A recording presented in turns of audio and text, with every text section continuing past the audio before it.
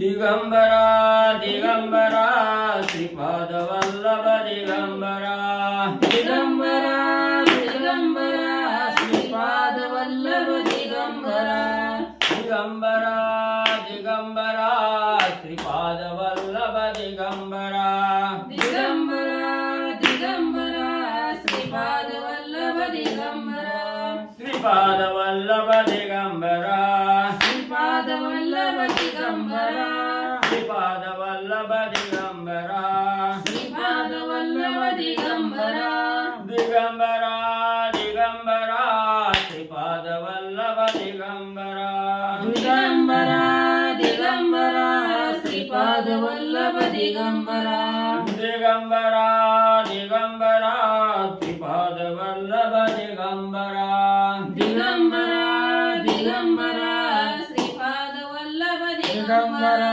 श्रीपाद वल्लभ दिगंबरा श्रीपाद वल्लभ दिगंबरा श्रीपाद वल्लभ दिगंबरा श्रीपाद वल्लभ दिगंबरा दिगंबरा दिगंबरा श्रीपाद वल्लभ दिगंबरा दिगंबरा दिगंबरा श्रीपाद वल्लभ दिगंबरा दिगंबरा दिगंबरा श्रीपाद वल्लभ दिगंबरा दिगंबरा श्रीपाद वल्लभ दिगंबरा श्रीपाद वल्लभ दिगंबरा श्रीपाद वल्लभ दिगंबरा श्रीपाद वल्लभ दिगंबरा श्रीपाद वल्लभ दिगंबरा दिगंबरा दिगंबरा श्रीपाद वल्लभ दिगंबरा दिगंबरा दिगंबरा श्रीपाद वल्लभ दिगंबरा दिगंबरा दिगंबरा श्रीपाद वल्लभ दिगंबरा दिगंबरा दिगंबरा श्रीपाद वल्लभ दिगंबरा पुंडलिकावतार विठ्ठल श्री ज्ञानदेव तुकाराम पंढरीनाथ भगवान की जय श्री नवनाथ महाराज की जय अवधूत चिंतन श्री गुरुदेव दत्त वासुदेव हरी शंभो चुकार विश्वेश्वर हर हर महादेव श्री गणेशाय नमः श्री सरस्वती नमः श्री प्रभु रामचंद्राय नमः वक्रतुंड महाकाय सूर्यकोटि समप्रभा निर्विघ्नं कुरु मे देवं सर्वकार्येषु सर्वदा गणनाथ रवि शुक्र बृहस्पति पंचेतानि स्मरे नित्यवेदवाणी प्रवर्तते गुरुर्ब्रह्मा गुरुर्विष्णु गुरुर्देवो महेश्वरा गुरुर्साक्षात् परब्रह्म तस्मै श्री गुरवे नमः श्रोता वक्ता तुझ्य तुदेवात्रे रूपिणी वरा पांडुरंगाय नमः पुंडलिकावतार विठ्ठल श्री ज्ञानदेव तुकाराम पंढरीनाथ भगवान की जय श्री नवनाथ महाराज की जय श्री गणेशाय नमः जय जयाची मूळपीठ वासिनी पुंडलिकाच्या गोंधळाला कोणी भक्त वरदे भवानी उभी अससी माये तू श्री गणेशाला वंदन करून श्री नवनाथाचं स्मरण आणि सद्गुरूशी शरण जाऊन कथित अनुसंधान आहे ग्रंथकर्ते आदिमाया आदिशक्ती अशा असणाऱ्या भवानी मातेची असणारी त्या ठिकाणी आराधना करू लागलेली आहे की मूलपीठ असणारं त्या ठिकाणी म्हणले असणाऱ्या पांडुरंगाच्या सानिध्यात त्या ठिकाणी राहणारी आणि असणारा त्या ठिकाणी जो काय असणारा हा भक्तिमय गोंधळ असणाऱ्या पुंडलिकाचा त्या ठिकाणी घातला गेला आणि या पुंडलिकाच्या गोंधळासाठी त्या ठिकाणी धावून आली तसं या असणाऱ्या भक्तिसार असणारा जो ग्रंथ आहे हा भक्तिसार नवनाथ भक्तिसार ग्रंथ आहे या ग्रंथाच्या असणाऱ्या कथेसाठी तुम्ही असणाऱ्या भक्ताला वरदान देण्यासाठी आणि या ठिकाणी तटस्थ म्हणजे उभा राहावं संत गोंधळी विचक्षण कंठी मिरविता तुळशी भूषण त्याची माळा सुलक्षण जगा माझी मिरविसी आणि कसं आहे असणारा तुमच्या असणारे जे भक्त मंडळी आहे जे संत मंडळी आहेत हे असणाऱ्या म्हणजे हृदयावर कंठाच्या ठिकाणी असणारा म्हणजे तुळशीची माळ त्या ठिकाणी धारण करतात आणि ही माळ तुमच्या असणाऱ्या नामामुळे असणारी सुलक्षण त्या ठिकाणी आहे आणि तुमचं नाव मुखामध्ये घेतलं आणि हृदयावर जर असणाऱ्या त्या ठिकाणी तुळशीची माळा त्या ठिकाणी घातली गेली तर तो असणारा साधक म्हणजे त्या ठिकाणी या जगात म्हणजे कीर्तिवंत म्हणजे त्या ठिकाणी आणि होतो.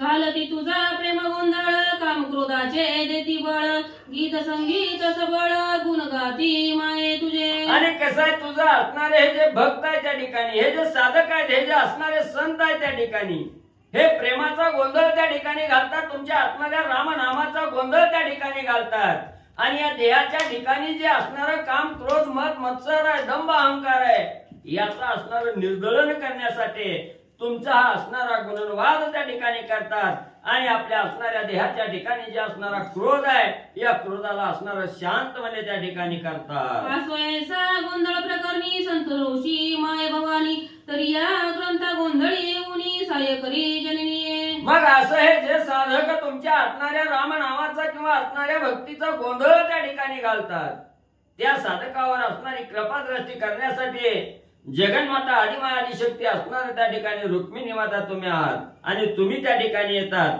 आणि भक्ताला आशीर्वाद त्या ठिकाणी देतात, त्याचं कार्य सफल त्या ठिकाणी करतात. म्हणून हा असणारा नवनाथ भक्तिसार रूपी असणारा ग्रंथ आहे या ठिकाणी. आणि या श्रोत्यासमोर त्या ठिकाणी सांगत असताना, वदवीत त्या ठिकाणी असताना तुम्ही या ठिकाणी तत्परतेनं यावं आणि कृपादृष्टीनं त्या ठिकाणी पाहावं. आज म्हणून असणारा साष्टांग नमस्कार असणाऱ्या रुक्मिणी मातेला ग्रंथकर्ते मालू महाराज त्या ठिकाणी घालू लागले. मागिल्या अद्यई रसाळ कथन गणादी सकळांचे केले नमन उपरी मचिंद्राचे जनन यथाविधी कथिले. मग मूळ असणाऱ्या कथेवर येत असताना ग्रंथकर्ते मालू महाराज सांगू लागले, कालच्या पहिल्या अध्यायाच्या ठिकाणी असणारी कथा कुठली झाली तर असणाऱ्या सर्व देवदेवतांचं असणाऱ्या सद्गुरूचं स्तवन त्या ठिकाणी केलं. गणपती बाप्पाचं, सरस्वती मातेचं सगळ्याला असणाऱ्या आराधना त्या ठिकाणी केली आणि त्यांचा असणारा गुणवाद केलं, आराधना त्या ठिकाणी केली. आणि त्याच नंतर असणाऱ्या अध्यायाच्या उत्तरार्धामध्ये असणाऱ्या मच्छिंद्रनाथाचा जन्म त्या ठिकाणी झाला. ही कथा पहिल्या अध्यायाच्या ठिकाणी झाली. आता पुढे श्रवणार्थी बैसले आहेत महाश्रोती तयाची कामना भगवती पूर्ण करावया येई का. मग आता असणाऱ्या दुसऱ्या अध्यायाचं कथानक जे आहे, कथानक श्रवण करण्यासाठी महेशाची मूर्ती असणारे श्रोते मंडळी या ठिकाणी बसलेले आहेत. आणि या श्रोते मंडळीच्या मनाची मनोकामना पूर्ण करण्यासाठी भगवती माता तुम्ही या ठिकाणी दावत यावं आणि असणारी कृपा दृष्टीनं असणाऱ्या श्रोते मंडळीला आशीर्वाद त्या ठिकाणी म्हणले द्यावा. तरी श्रोती सिंहावलोकरी कथन श्री दत्तदेव आणि उमारमन भागीरथी विपिन कारण पाहता चालिले. मग असणाऱ्या श्रोते मंडळीला ग्रंथकर्ते त्या ठिकाणी सांगू लागले, कालच्या अध्यायामध्ये असणाऱ्या त्या ठिकाणी दत्तात्रय महाराज आहेत, महादेवजी आहेत. आणि या बद्रिका आश्रमाच्या ठिकाणी असणारं वन आहे, हे वन पाहण्यासाठी त्या ठिकाणी फिरू लागलेले. आणि पाहत असताना वनाची अतिशय नयनरम्य असणारी शोभा आहे, डोळ्याचं पारणं भेटणारी वन शोभा त्या ठिकाणी बघत आहेत. आणि पाहत पाहत ते असणाऱ्या भागीरथी नदीच्या जे असणाऱ्या तीराने आणि मले जात होते. जैसे फलान्वित पक्षी फिरत राहती वृक्षोवृक्षी त्याची न्याय उभय पक्षी गमन करीती तीराते. जसं असणारे पक्षी म्हणजे ह्या झाडावरून त्या झाडावर कुठं काही खायला फळ त्या ठिकाणी मिळतं, म्हणून म्हणजे असणारा वन विहार म्हणजे पक्षी त्या ठिकाणी करतात. त्या उद्देशानं त्या नियमाप्रमाणे आपल्या मनाच्या ठिकाणी दत्त महाराजांनी मनोदय त्या ठिकाणी धरलेला आहे. आणि या मनोदय पूर्ण करण्यासाठी पक्षाप्रमाणे वन शोभा निहाळण्याच्या निमित्तानं आणि महादेवजीला घेऊन त्या ठिकाणी म्हणजे फिरू लागलेले आहे. सहज चालती विपिन वाटी तो मचिंद्र देखिला त्यांनी दृष्टी बळातून पाठोपाठी अस्तित्वाच्या उरल्या पै. मग त्या ठिकाणी शंकरजी असणारे दत्तात्रय महाराज आहेत, वनाचं असणारं त्या ठिकाणी शोधन करत असताना, वनामध्ये फिरत त्या ठिकाणी असताना, वनाची शोभा पाहत असताना भागीरथी नदीच्या तीराने त्या ठिकाणी जात होते.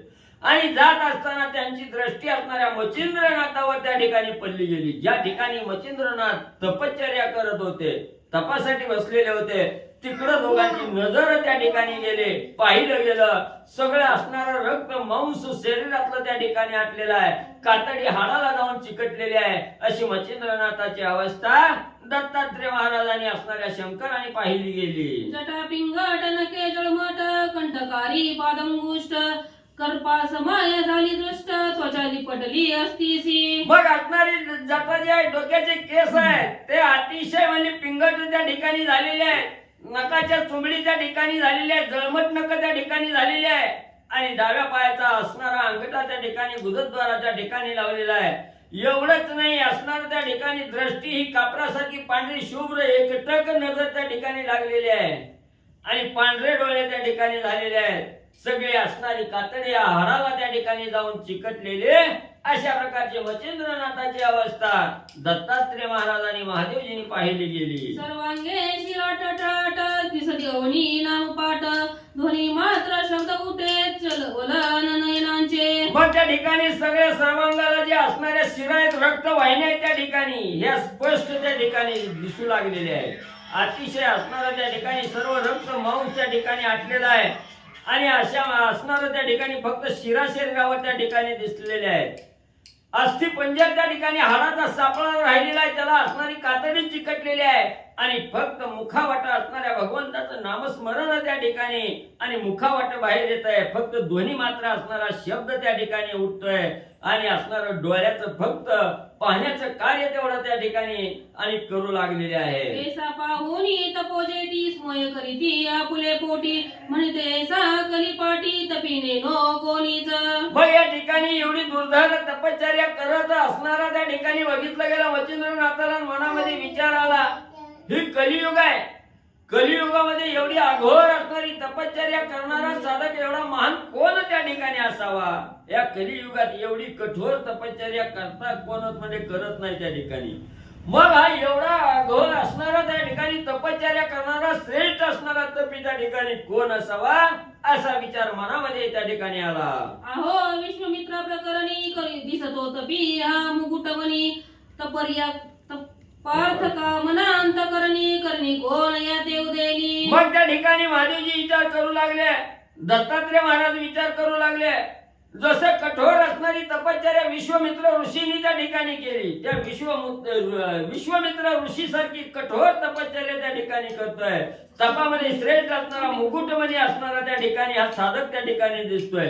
मग एवढी असणारी त्या ठिकाणी एवढं कठोर तपश्चर्या करतोय, ह्याच्या मनामध्ये काय त्या ठिकाणी इच्छा असेल, मनामध्ये कुठली इच्छा त्या ठिकाणी धारण करून यानं तप त्या ठिकाणी आराधना केली, म्हणून त्याचा विचार त्या ठिकाणी शोधण्यासाठी आणि म्हणजे विचार करू लागले।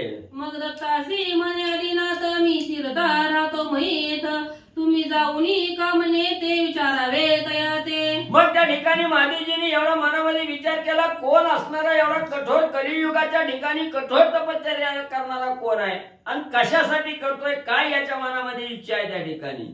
म्हणून लगेच महादेवजींनी दत्तात्रय महाराजाला सांगितलं, महाराज मी इथंच म्हणजे त्या ठिकाणी थांबतो, तुम्ही त्याच्या जवळ त्या ठिकाणी जावा, कोण आहे याची विचारपूस करा, कशासाठी एवढी कठोर तपश्चर्या करतोय याची मी माहिती म्हणजे त्या ठिकाणी जाऊन तुम्ही विचारा। महादेवजींनी दत्तात्रय महाराजांना सांगितलं, कवना अर्थी कैसा भाव उचंबळा कामार्णव तरी लिप्सेचा समूळ ठाव काय तोही पावा। मग या ठिकाणी त्याच्या मनामध्ये काय विचार आहे, कशासाठी त्या ठिकाणी एवढी कठोर तपश्चर्या त्या ठिकाणी करतोय, मनामध्ये काय भाव आहे त्या ठिकाणी आणि कशासाठी एवढी आराधना त्या ठिकाणी मांडली गेली, म्हणून त्याचा समूळ ठाव ठिकाणा आणि म्हणजे तुम्ही त्या ठिकाणी शोधावा असं महादेवजींनी दत्तात्रय महाराजांना सांगितलं। येऊनी त्या पर्यात्री नंदन शिवानंद सुतिक सुधाळ रत्न श्रवण पुटी स्वीकारून तयापासी पातला। मग महादेवजीचं बोलणं असणाऱ्या दत्त महाराजांनी त्या ठिकाणी ऐकलं गेलं आणि लगेच महादेवजीच्या असणारा हे रत्नरूपी शब्द त्या ठिकाणी साठवले गेले अंतःकरणामध्ये। कर्ण इंद्रियातून त्या ठिकाणी सर्व शब्द महादेवजीचं त्या ठिकाणी श्रवण केलं आणि ताबडतोब महादेवजीच्या आज्ञेप्रमाणे दत्त महाराज मच्छिंद्रनाथाची चौकशी करण्यासाठी म्हणजे गेले। उभा राहुनी समोर दृष्टी म्हणे महाराजा तपोजेटी कवन कामना उदेली पोटी ते वराते मिरवावे। मग ज्या ठिकाणी मच्छिंद्रनाथ कठोर तपश्चर्या करत होते तिथं दत्तात्रय महाराजाची स्वारी त्या ठिकाणी गेली। मच्छिंद्रनाथाच्या समोर दत्त महाराज त्या ठिकाणी उभा राहिले आणि म्हणू लागले, तपामध्ये श्रेष्ठ असणारे तपोजेटीवर्या, तुम्ही एवढी मनाच्या ठिकाणी काय इच्छा धरली, कशासाठी एवढी कठोर तपश्चर्या त्या ठिकाणी करता, म्हणून म्हणजे मला त्या ठिकाणी सांगा असा प्रश्न दत्त महाराजांनी मच्छिंद्रनाथाला विचारला. ऐसे वरदाचे वागवट मच्छिंद्र श्रवण करिता झटक जगट नम्र भाव धरुनी प्रकट तया लागी बोलत. मग म्हणजे तुमच्या मनाची मनोकामना पूर्ण करण्यासाठी मी वरदान म्हणजे त्या ठिकाणी देतो, पण मनामध्ये काय इच्छा त्या ठिकाणी धरली असा ज्या वेळेस असणारा प्रश्न दत्त महाराजांनी त्या ठिकाणी केला, मच्छिंद्रनाथांनी त्या ठिकाणी ऐकला गेला. त्याच वेळेस असणारा आपल्याला वरदान त्या ठिकाणी मिळणार आहे ही शब्द त्या ठिकाणी ऐकला गेला. मनामध्ये नम्र भाव त्या ठिकाणी धरला आणि दत्त महाराजाला नम्रतेने असणारे मच्छिंद्रनाथ त्या ठिकाणी काय बोलू लागले. कर्णी शब्द पडता सुख स्थिती दृष्टी काढून यावरती पाहता झाला दत्ताप्रती महाराज योगी तो. मग त्या ठिकाणी असणारी नजर म्हणजे सूर्याला दान त्या ठिकाणी केलेली होती. सूर्याकडे लक्ष त्या ठिकाणी होतं, नजर सूर्याकडे होती. आणि ज्या वेळेस कर्णेंद्रियावर दत्त महाराजाचा शब्द त्या ठिकाणी पडला गेला, प्रश्न ऐकला गेला, सावध त्या ठिकाणी झाले. सूर्याकडे दृष्टी केलेली होती, ती दृष्टी थोडी बाजूला त्या ठिकाणी केली. कुठनं आवाज येतोय तिकडे लक्ष त्या ठिकाणी गेलं, पाहिलं गेलं. दत्त महाराजाला त्या ठिकाणी बघितलं आणि दत्त महाराजाला पाहिल्याबरोबर त्या ठिकाणी मच्छिंद्रनाथ आणि काय त्या ठिकाणी बोलू लागले. संकेते करुणी नमन दाविदा झाला निज नम्रपण जो की ईश्वर आराधना प्राप्ती लागी उदेला. मग त्या ठिकाणी दत्त महाराजाला बघितलं, श्रेष्ठ महान असणारी योगी त्या ठिकाणी दिसले गेले. मनामध्ये नम्रतेचा भाव त्या ठिकाणी प्रकट मच्छिंद्रनाथाच्या झाला आणि कुठलंही हात चलन वलन त्या ठिकाणी सगळं बंद होतं. फक्त नजर त्या ठिकाणी फिरवली, नजरेनं त्या ठिकाणी संकेत केला, डोळ्यानं संकेत करून त्या ठिकाणी नमस्कार घातला गेला. अतिशय नम्रतेनं नमस्कार त्या ठिकाणी घातला आणि जी काय मनामध्ये इच्छा ही इच्छा असणाऱ्या ईश्वराच्या आराधनेनं त्या ठिकाणी प्राप्त होणार आहे. आज आपल्याला काहीतरी भगवंत प्राप्ती त्या ठिकाणी होणार आहे म्हणून असणारा विचार मच्छिंद्रनाथाने मनात केला. बोले महाराजा कृपा सरिता तुम्ही कोण ते सांगावे आता 12 वर्षे काननी लोटता मानवना तळे दृष्टीसी. मग एवढा महान तपोजटी असणारा योगी त्या ठिकाणी दिसले गेले आणि मच्छिंद्रनाथाच्या मनामध्ये विचार त्या ठिकाणी आला आणि बोलू लागले. हे महाराज म्हणले, तुम्ही असणारा त्या ठिकाणी माझ्यावर कृपा दृष्टी करण्यासाठी या ठिकाणी आलाव, पण तुम्ही कोण आहात, कुठून आलाव, इथं येण्याचं काय कारण आहे. आज 12 वर्ष मी या वनामध्ये त्या ठिकाणी राहिलो, पण मनुष्य मात्र कुठेही दृष्टीला त्या ठिकाणी पडला नाही किंवा मनुष्याचं कसलंही बोलणं त्या ठिकाणी ऐकायला मिळालं नाही. आणि आज एक आहे की तुम्ही या वनामध्ये कोण आहात आणि कशासाठी आलाव असा प्रश्न मच्छिंद्रनाथाने आणि म्हणजे दत्त महाराजांना केला. तरी त्वचित सदैव भवानी प्रत्यक्ष झाली मग प्रारब्धे धरणी तरी प्रसाद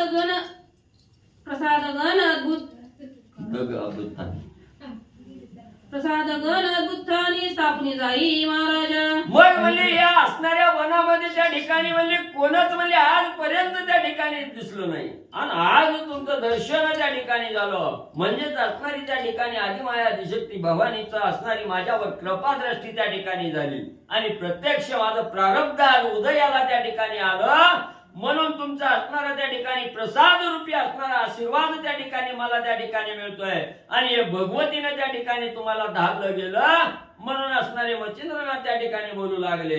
ऐसे तयाचे वागुत्तर कुणी तोषला अनुसया कुमार म्हणे बारे नामोच्चार दत्तयसा मत म्हणती. मग एवढं नम्रतेचं बोल मच्छिंद्रनाथाच्या मुखातून बाहेर पडत आहेत आणि अनुसयाचा मुलगा असणारा अत्रि ऋषीचा मुलगा असणारे त्या ठिकाणी दत्त महाराज आहेत. त्यांनी ऐकलं गेलं, मनाला अतिशय आनंद त्या ठिकाणी वाटला आणि आनंद झाल्यानंतर त्यांचा असणारा नम्रतेचं बोल दत्त महाराजांनी ऐकल्याबरोबर दत्त महाराज त्या ठिकाणी सांगू लागले की असणाऱ्या तपश्चर्या योगी मी असणारा अनुसयाचा मुलगा असणारा त्या ठिकाणी आणि म्हणजे श्री दत्त म्हणजे त्या ठिकाणी आहे.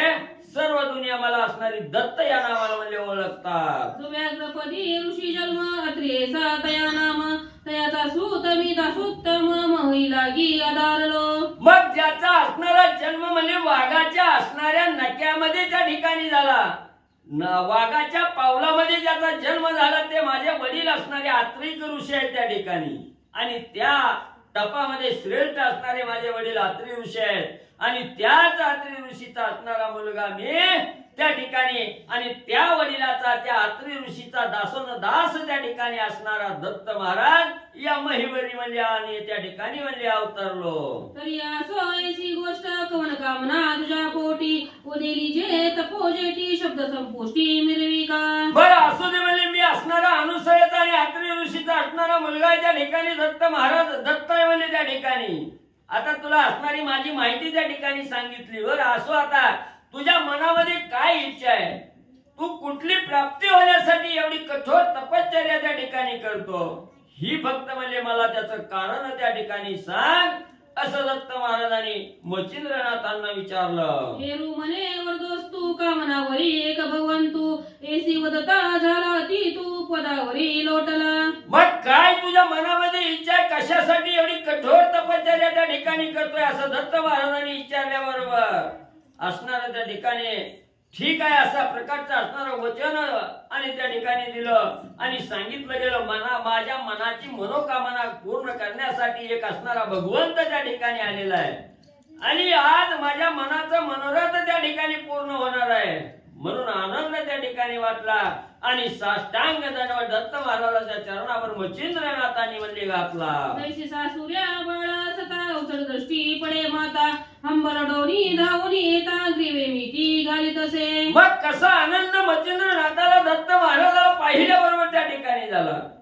लग्न व्हावं असणारी मुलगी सासरी त्या ठिकाणी जावी, सासरी जाऊन काही दिवस राहून परत आपल्या माहेरी त्या ठिकाणी यावी आणि अचानक आईला त्या ठिकाणी डोळ्यासमोर पाहावं, अनेक दिवसानंतर आईची भेट त्या ठिकाणी व्हावी, धावत जाऊन आईच्या गळ्यात पडून त्या ठिकाणी हांबरडा फोडावा, आनंदानं अश्रू त्या ठिकाणी ढाळावं, तसं असणारी अवस्था आणि मच्छिंद्रनाथाची दत्त महाराजाला पाहिल्याबरोबर म्हणजे झाली. किंवा वचड अवस्था भेटता गाय मग प्रेमी लोटी चित्त सदैव तेने परी मचिंद्र मोहे पदावरी लोटला तो. किंवा असणारी गाय त्या ठिकाणी वासराला सोडून वनामध्ये चरत असताना वासरू दूर त्या ठिकाणी अंतरावर लांब त्या ठिकाणी जावं, भेट गायीची आणि वासराची होऊ नये आणि संध्याकाळच्या वेळेला घरी आल्याबरोबर अचानक असणाऱ्या वासराला गायीनं त्या ठिकाणी पाहावं किंवा वासरानं आपल्या गायीला त्या ठिकाणी पाहावं. त्यावेळेस गाय दिसल्याबरोबर माता दिसल्याबरोबर जसं लेकरू रूपी वासरू त्या ठिकाणी धावत म्हणजे गायी जवळ जात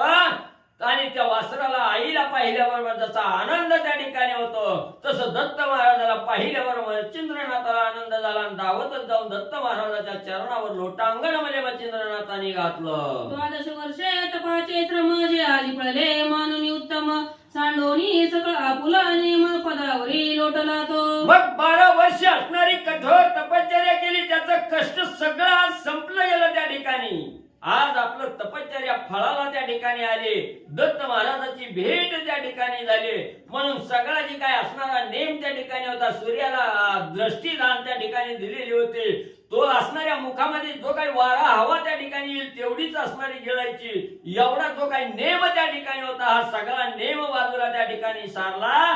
ताडकन उठून दत्त महाराजाच्या चरणावर लोटांगण त्या ठिकाणी मच्छिंद्रनाथांनी घातलं. परितपश्रमाचे भूत क्लेश हृदय घरीवरले दुःख लेश नेत्रीचे जरे विशेष पदावरी लोटले ते. पण काय करणार, अंगामध्ये त्राण त्या ठिकाणी नव्हतं. 12 वर्षाची कठोर तपश्चर्या, सगळं हसणारं कातडी हाडाला त्या ठिकाणी चिकटलेले अस्थि म्हणून सगळं काही विरून त्या ठिकाणी गेलेलं होतं. पण दत्त महाराजाला बघितलं गेलं, डोळ्यातून आनंद अश्रू त्या ठिकाणी वाहत होते, डोळ्यातून अश्रूच्या धारा त्या ठिकाणी येत आहेत. एवढं जे कष्ट त्या ठिकाणी झालेलं होतं त्या कष्टाचा आठव त्या ठिकाणी झाला. हृदय मध्ये असणारं दुःखानं गहिवरलं गेलं त्या ठिकाणी आणि ते डोळ्याचे अश्रू त्या ठिकाणी पडतायत. ताबडतोब असणाऱ्या दत्त महाराजाच्या चरणावर लोटांगण त्या ठिकाणी आणि म्हणजे घातलं. त्याने झाले पादक्षालन पुढती बोले करी रुदन हे महाराजा तू भगवान महिमाजी मिरविशी. आणि लोटांगण घातल्याबरोबर डोळ्यामध्ये जी काय आनंद अश्रू वाहत त्या ठिकाणी होते ते अश्रूनं असणाऱ्या दत्त महाराजाच्या चरणाचं क्षालन त्या ठिकाणी झालं आणि सांगितलं गेलं, महाराज एवढं म्हणजे तुम्ही आज 12 वर्षानंतर मला त्या ठिकाणी भेटला आणि तुम्ही असणार दत्त महाराज म्हणून असणार साक्षात भगवंताच्या रूपात या असणाऱ्या पृथ्वी तलावर आणि म्हणजे तुम्ही मिरवता. रुद्र विष्णू अमिरीची सदा या त्रिवर्ग देह एकमय ऐसे असोनी सर्वमय साक्षीमयी अससी तू. आणि दत्त महाराज तुम्ही कसे आहेत म्हणजे त्या ठिकाणी ब्रह्म विष्णू आणि महेश या तिन्ही देवाचा अंश असणारे त्रिदेव एकत्र त्या ठिकाणी असणारे एवढे श्रेष्ठ तुम्ही त्रिवर्ग रूपी असणारा ऐक्य रूपी असणारा देह तुमचा त्या ठिकाणी आहे. एवढं श्रेष्ठत्व अंगी त्या ठिकाणी असताना या असणाऱ्या पृथ्वी तलावर सर्वांमध्ये मिसळून सर्व साक्षी होऊन त्या ठिकाणी आणि तुम्ही म्हणले वावरता. तरी येऊनी सर्वज्ञ मूर्ती असोनी या माझा विसर चित्ती पडला से की मूर्ती अर्थी अपराध गळी सयोनिया. मग एवढं म्हणजे ज्याच्या देहामध्ये असणारा म्हणजे त्रिदेवाचा अंश आहे ब्रह्म विष्णू महेशाचा अंश आहे त्याला काय या सृष्टी चराचराच्या मनात काय चाललं हे सगळं जाणणारा त्या ठिकाणी आहे. आणि आज मी एवढं 12 वर्ष एकांत वनामध्ये एवढी घोर तपश्चर्या त्या ठिकाणी करत होतो त्यावेळी तुम्ही माझ्याकडे दुर्लक्ष त्या ठिकाणी केलं. माझा असणारा विसर म्हणजे तुमच्या चित्ताच्या ठिकाणी का म्हणले पडला गेला का मला भेट देण्यासाठी एवढं दिवस त्या ठिकाणी लागलं काय अपराध माझा त्या ठिकाणी घडला गेला म्हणून भेट तुमची त्या ठिकाणी झाली नाही. मच्छिंद्रनाथ आणि दत्त महाराजाला बोलू लागले. ऐसे मनोनी वारंवार ग्लानित करी नमस्कार क्लेश नगीचे चक्षुदार सरिता लोट लोटली. मग सारखं म्हणायचं महाराज एवढं म्हणजे 12 वर्षात तुम्ही का मला भेट त्या ठिकाणी दिली नाही एवढा काळ का त्या ठिकाणी लोटला का मला असणारी दृष्टी भेट दिली नाही म्हणून वारंवार असणाऱ्या दत्त महाराजाला त्या ठिकाणी विचारायचं. डोळ्यातील दुःखाश्रू असणाऱ्या त्या ठिकाणी आनंदाश्रूनं चरण क्षालन त्या ठिकाणी करायचं. आणि असणाऱ्या त्या ठिकाणी जसं म्हणजे असणाऱ्या पक्षाला म्हणजे असणार पौर्णिमेच्या चंद्राला जसं म्हणजे त्या ठिकाणी पावसाचं थेंब पडल्याबरोबर म्हणजे असणाऱ्या पक्षाला आनंद होतो तसा आनंद दत्त महाराजाला पाहिल्याबरोबर मच्छिंद्रनाथाला होऊ लागला. तरी तो अत्यंत शांत दाता मने बाहे न करी चिंता प्रारंभ मंदाळ चळीची सरिता ओघ ओघी रक्ताची. मग त्या ठिकाणी एवढं म्हणजे का तुम्ही मला भेट त्या ठिकाणी दिली नाही असा वारंवार प्रश्न असणाऱ्या मच्छिंद्रनाथांनी विचारला. तर असणारे त्या ठिकाणी शांत बुद्धिदाता असणारे त्या ठिकाणी दत्त महाराज होते. काही जास्त त्या ठिकाणी बोलले नाही. सांगितलं गेलं बाबा जरी आपली भेट त्या ठिकाणी नाही झाली तू चिंता करू नको शांत हो. हृदयाच्या ठिकाणी असणारी चिंता त्या ठिकाणी करू नको बाहेर चिंतेला त्या ठिकाणी घालव. आज तुझं असणार या ठिकाणी म्हणजे तुझी चिंता रूपी असणारी जी नदी आहे हे नदी आता संपलेली आहे आणि सरिता रूपी पाणी रूपी असणारी नदी आज तुझा ओघ त्या ठिकाणी आणि तुझ्याकडे म्हणजे कृपेचा ओघ त्या ठिकाणी येऊ लागलेला आहे म्हणून तू आता असणारी चिंता त्या ठिकाणी सोड. दत्त महाराजांनी मच्छिंद्रनाथांना सांगितलं. मग वरदास्ते परशोनी मोळी करणी ओपीत मंत्रावळी त्याने अज्ञान दशा काजळी फिटोनी गेली तत्काळ. लगेच असणाऱ्या दत्त महाराजांनी मच्छिंद्रनाथाच्या मस्तकावर कृपेचा वरदहस्त त्या ठिकाणी ठेवला आणि वरदहस्त ठेवला कानामध्ये असणारी त्या ठिकाणी मंत्र त्या ठिकाणी सांगितला गेला. ज्या वेळेस मंत्र दत्त महाराजांनी म्हणजे त्या ठिकाणी मच्छिंद्रनाथाच्या कर्णपुटी त्या ठिकाणी सांगितला गेला तेव्हा सगळं काही जे अज्ञान त्या ठिकाणी होतं हे अज्ञान संपलं गेलं प्रकाश रूपी ज्ञान त्या ठिकाणी आणि या मच्छिंद्रनाथाला म्हणजे प्रकट झालं. जैसे महात्मे भारती उदय दृष्टी करीती गवस्ती मग अंधकाराची व्याप्ती फिटोनी जाय तत्काळ. कसं म्हणजे जसं असणारी संध्याकाळ त्या ठिकाणी असावी पूर्ण काळा कुट्ट अंधार त्या ठिकाणी व्हावा सकाळच्या प्रहरी सूर्य उगवल्यानंतर जसा अंधार त्या ठिकाणी नाहीसा व्हावा तसं दत्त महाराजाची कृपादृष्टी झाली. मंत्र त्या ठिकाणी कर्णपुटीद्वारे मंत्र त्या ठिकाणी प्राप्त झाल्याबरोबर अंधार रूपी जे अज्ञान त्या ठिकाणी होतं हे अंधार रूपी अज्ञान नाहीसं झालं. सूर्य रूपी असणाऱ्या ज्ञानाचा प्रकाश त्या ठिकाणी आणि मच्छिंद्रनाथावर म्हणजे पडला गेला.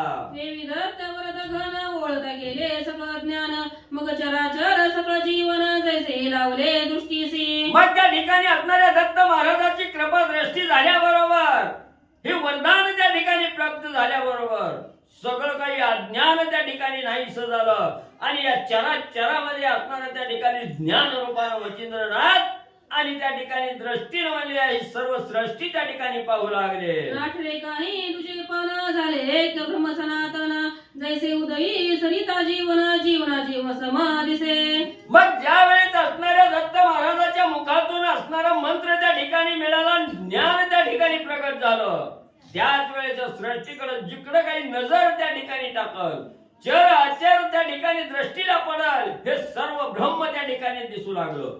सर्व काही ब्रह्म सनातन आहे याची जाण असणाऱ्या मच्छिंद्रनाथाला त्या ठिकाणी झाले. जसं म्हणजे असणाऱ्या नद्या नाल्याचं पाणी असणाऱ्या समुद्राला जाऊन त्या ठिकाणी मिळावं, तसं या ठिकाणी जे असणारं अज्ञान होतं ते अज्ञान गेलं आणि दृष्टीला ब्रह्म सनातन अवस्था त्या ठिकाणी प्राप्त झाली. त्या सृष्टीमध्ये ब्रह्म शिवाय दुसरं काही त्या ठिकाणी नाही, ब्रह्म परिपूर्ण त्या ठिकाणी आहे याची जाण मच्छिंद्रनाथाला झाली. ऐसी झाली जीवन समदृष्टी आपले करिता झाला पोटी, म्हणे बारे योगी दुर्जटी इंदिरावर कोटे तो सांग. मग अशा प्रकारे असणारी समदृष्टी झाली. मृत्यूपणा सगळं मावळला गेला, द्वंद्व सगळं संपलं गेलं आणि समदृष्टीनं त्या ठिकाणी पाहिलं गेलं की असणाऱ्या दृष्टीमध्ये सगळं ब्रह्म आहे, ब्रह्माशिवाय दुसरं काहीही त्या ठिकाणी नाही याची जाण त्या ठिकाणी झाली. दत्तात्रय महाराजांनी त्या ठिकाणी पाहिलं गेलं, आपल्या असणाऱ्या हृदयाला घट्ट आलिंगन त्या ठिकाणी दिलं आणि सांगितलं गेलं इंदिरावर भगवंत कुठे आहे? मग म्हणजे त्या ठिकाणी दत्त महाराजांनी असणारा ज्ञानाचं आकलन करण्यासाठी किती याला प्राप्ती झाली याचा शोध घेण्यासाठी त्याला सांगितलं गेलं की असणारा भगवंत कुठं आहे. म्हणजे त्या ठिकाणी भगवंताचं वास्तव्य कुठं आहे, भगवंत कशात आहे ही तुला म्हणजे मला असणार सांग, असं दत्तात्रय महाराजांनी आणि मच्छिंद्रनाथाला त्या ठिकाणी प्रश्न केला. हेरू म्हणे जितात ईश्वरावांचोनी नसे वार्ता, जळी स्थळी काष्टी मही पर्वता ईश्वर नांदे सर्वस्वी. मग भगवंत कुठं आणि कशात आहे हा प्रश्न दत्त महाराजांनी मच्छिंद्रनाथाला त्या ठिकाणी विचारला. त्याच वेळेस मच्छिंद्रनाथांनी सांगायला सुरुवात केली, स्वामीवार्या गुरुवार्या असणारा भगवंत हा असणारा त्या ठिकाणी सर्वत्र म्हणजे भरून उरलेला असणारा भगवंत आहे. त्या ठिकाणी कुठं नाही असं स्थानच त्या ठिकाणी नाही. मग असणारा त्या ठिकाणी जळी स्थळी काष्टी पाशानी अवघा भरला असे चक्रपाणी अशी अवस्था आहे. त्या ठिकाणी जिकडं पाहिजे तिकडं पाण्यामध्ये भगवंत आहे, देव पाण्यामध्ये आहे, लाकडामध्ये आहे, असणाऱ्या दगडामध्ये त्या ठिकाणी देव आहे, प्रत्येक चरामध्ये हलणाऱ्या वस्तूमध्ये आहे, नाही हलणाऱ्या वस्तूमध्ये त्या ठिकाणी आहे, चर आणि आचर यांच्यामध्ये त्या ठिकाणी भगवंत भरून उरलेला त्या ठिकाणी आहे. अशा प्रकारचं उत्तर मच्छिंद्रनाथांनी दत्त महाराजांना दिलं. ऐसे कोणी वागुत्तर किंवा तू कवी अग्निकुमार, मग चित्त शिष्याचा धोरणी कर चालता झाला महाराज तो. मग एवढं असणारं उत्तर मच्छिंद्रनाथाच्या मुखातून पडलेलं दत्त महाराजांनी ऐकलं गेलं, मनाला आनंद त्या ठिकाणी झाला, आनंदानं मान त्या ठिकाणी हेलावली, मान डोलावली गेली. मच्छिंद्रनाथाच्या हाताला त्या ठिकाणी धरलं आणि असणाऱ्या महादेवजीची भेट घेण्यासाठी मच्छिंद्रनाथाला घेऊन दत्त महाराज जाऊ लागले. सहज चालता चाले नेटी आल्या दिनात प्रेमदृष्टी, मच्छिंद्र धूम्र कमळा घाटी पदावरी वातसे. मग त्या ठिकाणी असणारा सहज म्हणजे मार्गक्रमण करत असताना चालता चालता म्हणजे त्या ठिकाणी आदि ईश्वर असणारे त्या ठिकाणी महादेवजी आहेत आणि या महादेवजीच्या जवळ त्या ठिकाणी आले. महादेवजीला असणाऱ्या प्रेम दृष्टीने त्या ठिकाणी पाहिलं गेलं. त्याच वेळेस असणारे मच्छिंद्रनाथांनी महादेवजीला पाहिलं गेलं, धावतच गेले आणि महादेवजीच्या चरणावर त्या ठिकाणी लोटांगण मध्ये असणाऱ्या मच्छिंद्रनाथांनी घातलं. शिवे पाहुनी मंद देही म्हणे हा पूर्वी नारायण कवी, मग प्रेम सरितेच्या लोट प्रवाही धरिता हृदयी तत्काळ. मग महादेवजींनी मच्छिंद्रनाथाला त्या ठिकाणी पाहिलं गेलं. पाहिल्याबरोबर मनात असणारा त्या ठिकाणी विचार आला. हा असणारा म्हणजे मंद देहाने त्या ठिकाणी शांत विचार त्या ठिकाणी महादेवजींनी केला आणि सांगितलं गेलं, हा तर असणाऱ्या यमुना नदीमध्ये माशाच्या उदरामध्ये त्या ठिकाणी असणारा कवी नारायण आहे त्या ठिकाणी आणि या असणाऱ्या सरितेच्या प्रवाहामध्ये त्या ठिकाणी वाहणारा आणि त्या ठिकाणी असणारा कवी नारायण आहे. याची खून महादेवजीला त्या ठिकाणी पटली. महादेवजी उठले, धावतच जाऊन असणारा त्या ठिकाणी घट्ट असं आलिंगन महादेवजीने मच्छिंद्रनाथाला दिलं. मग त्रिवर्ग येऊन त्या स्थानी दत्तासी म्हणे पंच मूर्धनी, या शिष्याते अभ्यासोनी सकळ सिद्धी मिरविका. मग त्या ठिकाणी या ठिकाणी असणारा म्हणजे मच्छिंद्रनाथ आले, महादेवजी आहेत आणि दत्त महाराज आहेत. या त्रिवर्गाचा असणारा त्या ठिकाणी म्हणजे मिलन झालं आणि ज्या वेळेस एक संगती गजन त्या ठिकाणी मिळाले गेले त्याच वेळेस असणारा त्या ठिकाणी महादेवजींनी दत्त महाराजाला सांगितलं गेलं, हा आपला असणारा शिष्य आहे. त्या ठिकाणी सर्व काही विद्या अभ्यास याला त्या ठिकाणी शिकवा, सर्व सिद्धी असणाऱ्या या मच्छिंद्रनाथाला आणि म्हणजे सांगा जे वेद कारणाचे निजसार ते सर्वोपकाराचे गुहागर सकळ सिद्धीचे अर्थ माहेर निवेदी तू महाराजा. मग हे दत्त महाराज म्हणजे या असणाऱ्या म्हणजे साधकाला मच्छिंद्रनाथाला म्हणले सर्व काही असणाऱ्या म्हणजे लोकांवर उपकार करण्याचं जे काही असणारं म्हणजे गुहागर आहे ही सगळं म्हणजे याला दान त्या ठिकाणी करून द्या. सर्व काही असणाऱ्या सिद्धीचं जे अर्थ माहेर आहे त्या ठिकाणी या सर्व सिद्ध्या याला प्राप्त त्या ठिकाणी करून द्या. अशा प्रकारचं असणार त्या ठिकाणी शब्द महादेवजींनी दत्त महाराजाला सांगितले. जारण मारण उच्चाटन शापादपी निवारण शरादपी अत्र दिनी भरियन मंत्र शक्ती त्यावर. मग म्हणजे असणारं जारण मारण आहे उच्चाटन आहे बाणामध्ये आहे चटके आहे का असणारी मूठ मारी आहे हे सगळं काही म्हणजे याच्यावरचे जे असणाऱ्या विद्या आहे त्या ठिकाणी ह्या सगळ्या विद्यामध्ये याला त्या ठिकाणी शिकवा आणि पारंगत म्हणजे त्या ठिकाणी करा. मंत्र शक्तीच्या जोरावर याला म्हणजे असणार पारंगत म्हणजे करा. जो जैसा कर्म विजय पाठ तो दैवते वरती भेट वंशवरद वाक्य पट मस्तकी स्थापोनी जाताती. मग म्हणजे त्या ठिकाणी याला असणारे सगळ्या देवताचे मंत्र म्हणजे या असणाऱ्या मच्छिंद्रनाथाला त्या ठिकाणी सांगा आणि जो काही असणाऱ्या मंत्राचा उच्चार झाल्याबरोबर सर्व देवता म्हणजे आपल्या नावाचा उच्चार झाल्याबरोबर सगळ्या देवता त्या ठिकाणी येतील आणि याला असणारा म्हणजे कृपा आशीर्वाद त्या ठिकाणी देतील. तसंच सगळ्या विद्येमध्ये आणि याला पारंगत त्या ठिकाणी करा. अशा प्रकारचा सल्ला महादेवजींनी दत्त महाराजांना म्हणजे दिला. वरुणादित्य सोमस्वामी भौम शक्रादी यमदमी शिवशक्ती कामधरणी वरे देऊनी उठविले. मग त्या ठिकाणी सर्व काही विद्येमध्ये मच्छिंद्रनाथाला दत्त महाराजांनी पारंगत त्या ठिकाणी केलं. असणारे वरुण देव आहेत सूर्यनारायण आहेत चंद्रदेव आहेत त्या ठिकाणी भौम शक्र आणि यमदप्य ही सगळे जण त्या ठिकाणी आले आणि मच्छिंद्रनाथाला आपापल्या परीनं वरदान म्हणजे देऊ लागले. विष्णुवीरींची कृपा प्रति वरद बीजे देऊनी शक्ती ते मंत्रस्त्रे पारगती हृदया माझी हे लावला. मग असणारे म्हणजे विष्णू भगवंत त्या ठिकाणी आलेले आहेत ब्रह्मदेव आलेले आहेत सगळ्यांनी म्हणजे त्या ठिकाणी आपल्या आपल्या असणाऱ्या पद्धतीनं आपल्या आपल्या असणाऱ्या म्हणजे तपाच्या जोरावर असणारी जी काही शक्ती आहे त्या शक्तीच्या जोरावर आपापले वरदान त्या ठिकाणी दिले. हे बीज रूपी मंत्र त्या ठिकाणी दिले आणि हे सर्व काही असणाऱ्या देवाचं वरदान आहे. हे वरदान आपल्या हृदयामध्ये मच्छिंद्रनाथांनी त्या ठिकाणी म्हणजे साठवलं. आसोस विद्येचा मंदाराच्या उभवनिया त्रिबाळ क्षणमात्र विंचुनी केला सबळ सिद्ध तरणी जेवता. मग त्या ठिकाणी असणाऱ्या सर्व काही विद्या म्हणजे असणाऱ्या मच्छिंद्रनाथाला त्या ठिकाणी दिल्या. जसा श्रेष्ठ असणारा मंदिराच्या पर्वत ह्या मंदिराच्या पर्वता एवढं असणारं ज्ञान त्या ठिकाणी मच्छिंद्रनाथाला दत्त महाराजांनी त्या ठिकाणी दिलं आणि असणारं त्या ठिकाणी सर्व काही विद्येमध्ये पारंगत त्या ठिकाणी केलं.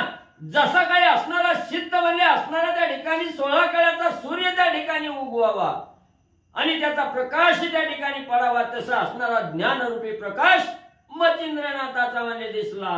नागबकादी वातात्र नग नागदी महावज्र पावक जलधी अत्र पवित्र संगोपांग तो झाला. मग त्या ठिकाणी विद्या शिकवल्यानंतर सर्व काही जे काही अस्त्र आहे त्या ठिकाणी नागास्त्र आहे बकास्त्र आहे त्या ठिकाणी आणि सगळं काही जे महावज्राचं अस्त्र आहे ही सगळं काही अस्त्र आहे त्या ठिकाणी ती अस्त्राची माहिती आणि त्या ठिकाणी दत्त महाराजांनी म्हणजे दिली. तसे सांगोनी संगोपांग जाता झाला योग मार्ग परिसंप्रदाय योजिनी योग कान फाडी मिरवाला. मग सगळं काही असणाऱ्या त्या ठिकाणी अस्त्र शस्त्र विद्या सगळ्यामध्ये पारंगत त्या ठिकाणी मच्छिंद्रनाथाला केलं आणि हे सगळं कार्य त्या ठिकाणी सांगून म्हणजे आपला असणारा जाण्याचा मार्ग त्या ठिकाणी धरत असताना जो काही नाथपंथाचा संप्रदाय मार्ग आहे त्या ठिकाणी नाथपंथ मार्ग आहे ह्या नाथपंथाची दीक्षा त्या ठिकाणी मच्छिंद्रनाथाला दिले आणि कान त्या ठिकाणी पाळलं गेलं. नाथपंथाची दीक्षा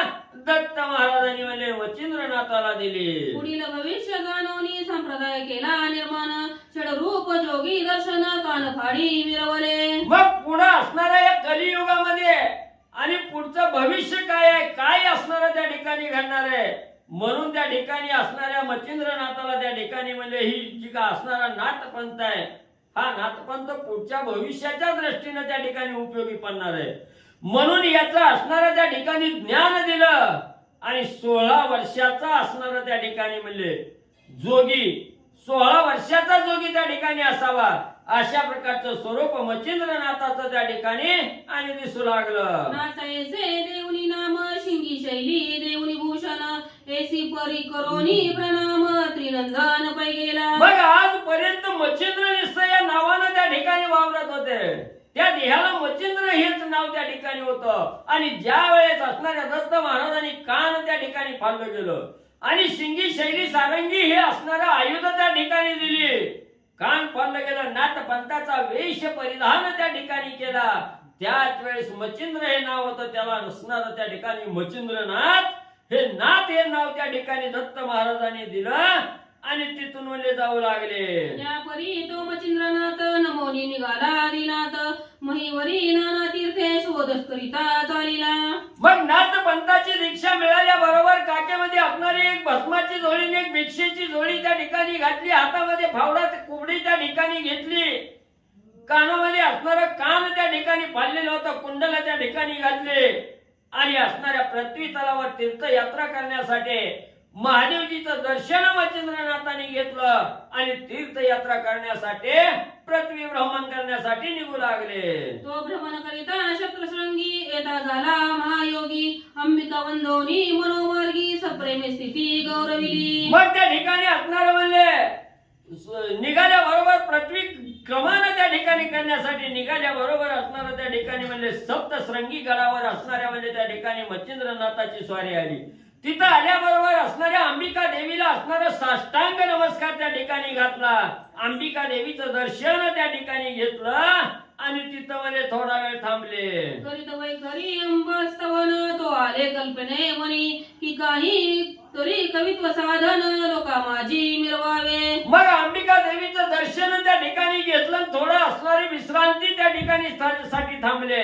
त्याच वेळेस मनामध्ये विचार त्या ठिकाणी आला, निस्तवली तीर्थाटन करून काही उपयोग होणार नाही, ह्या असणाऱ्या जगाच्या कल्याणासाठी काहीतरी आपण त्या ठिकाणी कार्य करावं, काहीतरी कवित्व त्या ठिकाणी करावं. म्हणून असणारा विचार मच्छिंद्रनाथाच्या मनामध्ये आला. कवित्व तरी करावे ऐसे की उपयोगी पडे सर्व जगास मग योजोनिया शाबरी विद्येस मना माझी ठसविली. मग आपण असणारं जे काही कवित्व त्या ठिकाणी करणार आहे, जे काही कार्य त्या ठिकाणी करणार आहे, या आपल्या कार्यानं जगाला काहीतरी फायदा त्या ठिकाणी व्हावा, लोकोपकारासाठी आपलं कार्य त्या ठिकाणी घडावं, काहीतरी कवित्व जे करतोय याचा उपयोग सर्व असणाऱ्या लोकांना त्या ठिकाणी व्हावा असा विचार त्या ठिकाणी केला.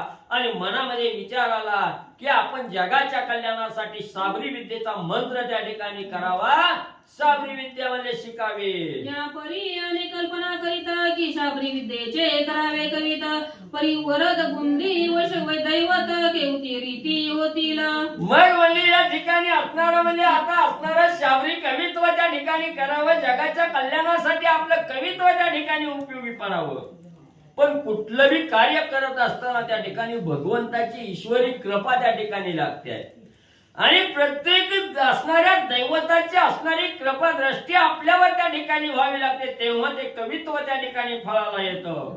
म्हणून म्हणजे आता असणाऱ्या त्या ठिकाणी सगळ्या दैवताला त्या ठिकाणी आपण आपलं वश्य करून घ्यावं, आपल्या काबील त्या ठिकाणी करावं आणि आपण जो काही मंत्र त्या ठिकाणी करणार आहे, जे साबरी कवित्व करणार आहे, ह्या सगळ्यावर श्रेष्ठत्व म्हणून असणाऱ्या सर्व देवाचे आशीर्वाद त्या ठिकाणी प्राप्त करून घ्यावे असा विचार मच्छिंद्रनाथांनी म्हणजे केला.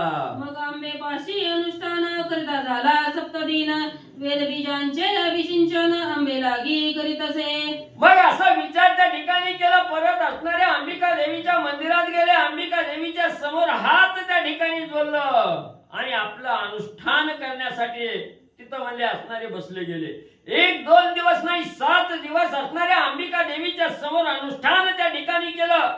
वेदानं सांगितलेला जो बीज मंत्र आहे त्या ठिकाणी, ह्या बीज मंत्राचं असणारं पठण देवीला त्या ठिकाणी आणि मच्छिंद्रनाथ म्हणले करू लागले. तेने जागृत महिष मर्दिनी होऊनी बोले तया लागुनी बारे कवन कामना वनी वेदिनी ते मद सांग.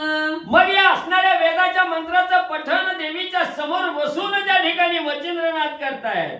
त्याच वेळेस देवी असणारी जागृत स्वरूपात त्या ठिकाणी झाली आणि जागृत होऊन असणाऱ्या मच्छिंद्रनाथाकडे पाहिलं गेलं आणि मच्छिंद्रनाथाला देवी त्या ठिकाणी बोलू लागली, बाबा एवढं तो असणारा बीज मंत्र या ठिकाणी बोलू लागलेला आहे, वेदाचं पठण त्या ठिकाणी करू लागलेलं आहे, ही कशासाठी, तो मनामध्ये काय इच्छा धारण केले म्हणून तू एवढा असणारा मंत्र त्या ठिकाणी घोकू लागला, त्याची माहिती म्हणजे मला सांग. मेरू म्हणे ओ जगज्जननी शाबरी विद्येचे कवित्व कामनी वेदक परी वराला कोणी उपाय काही मज सांग.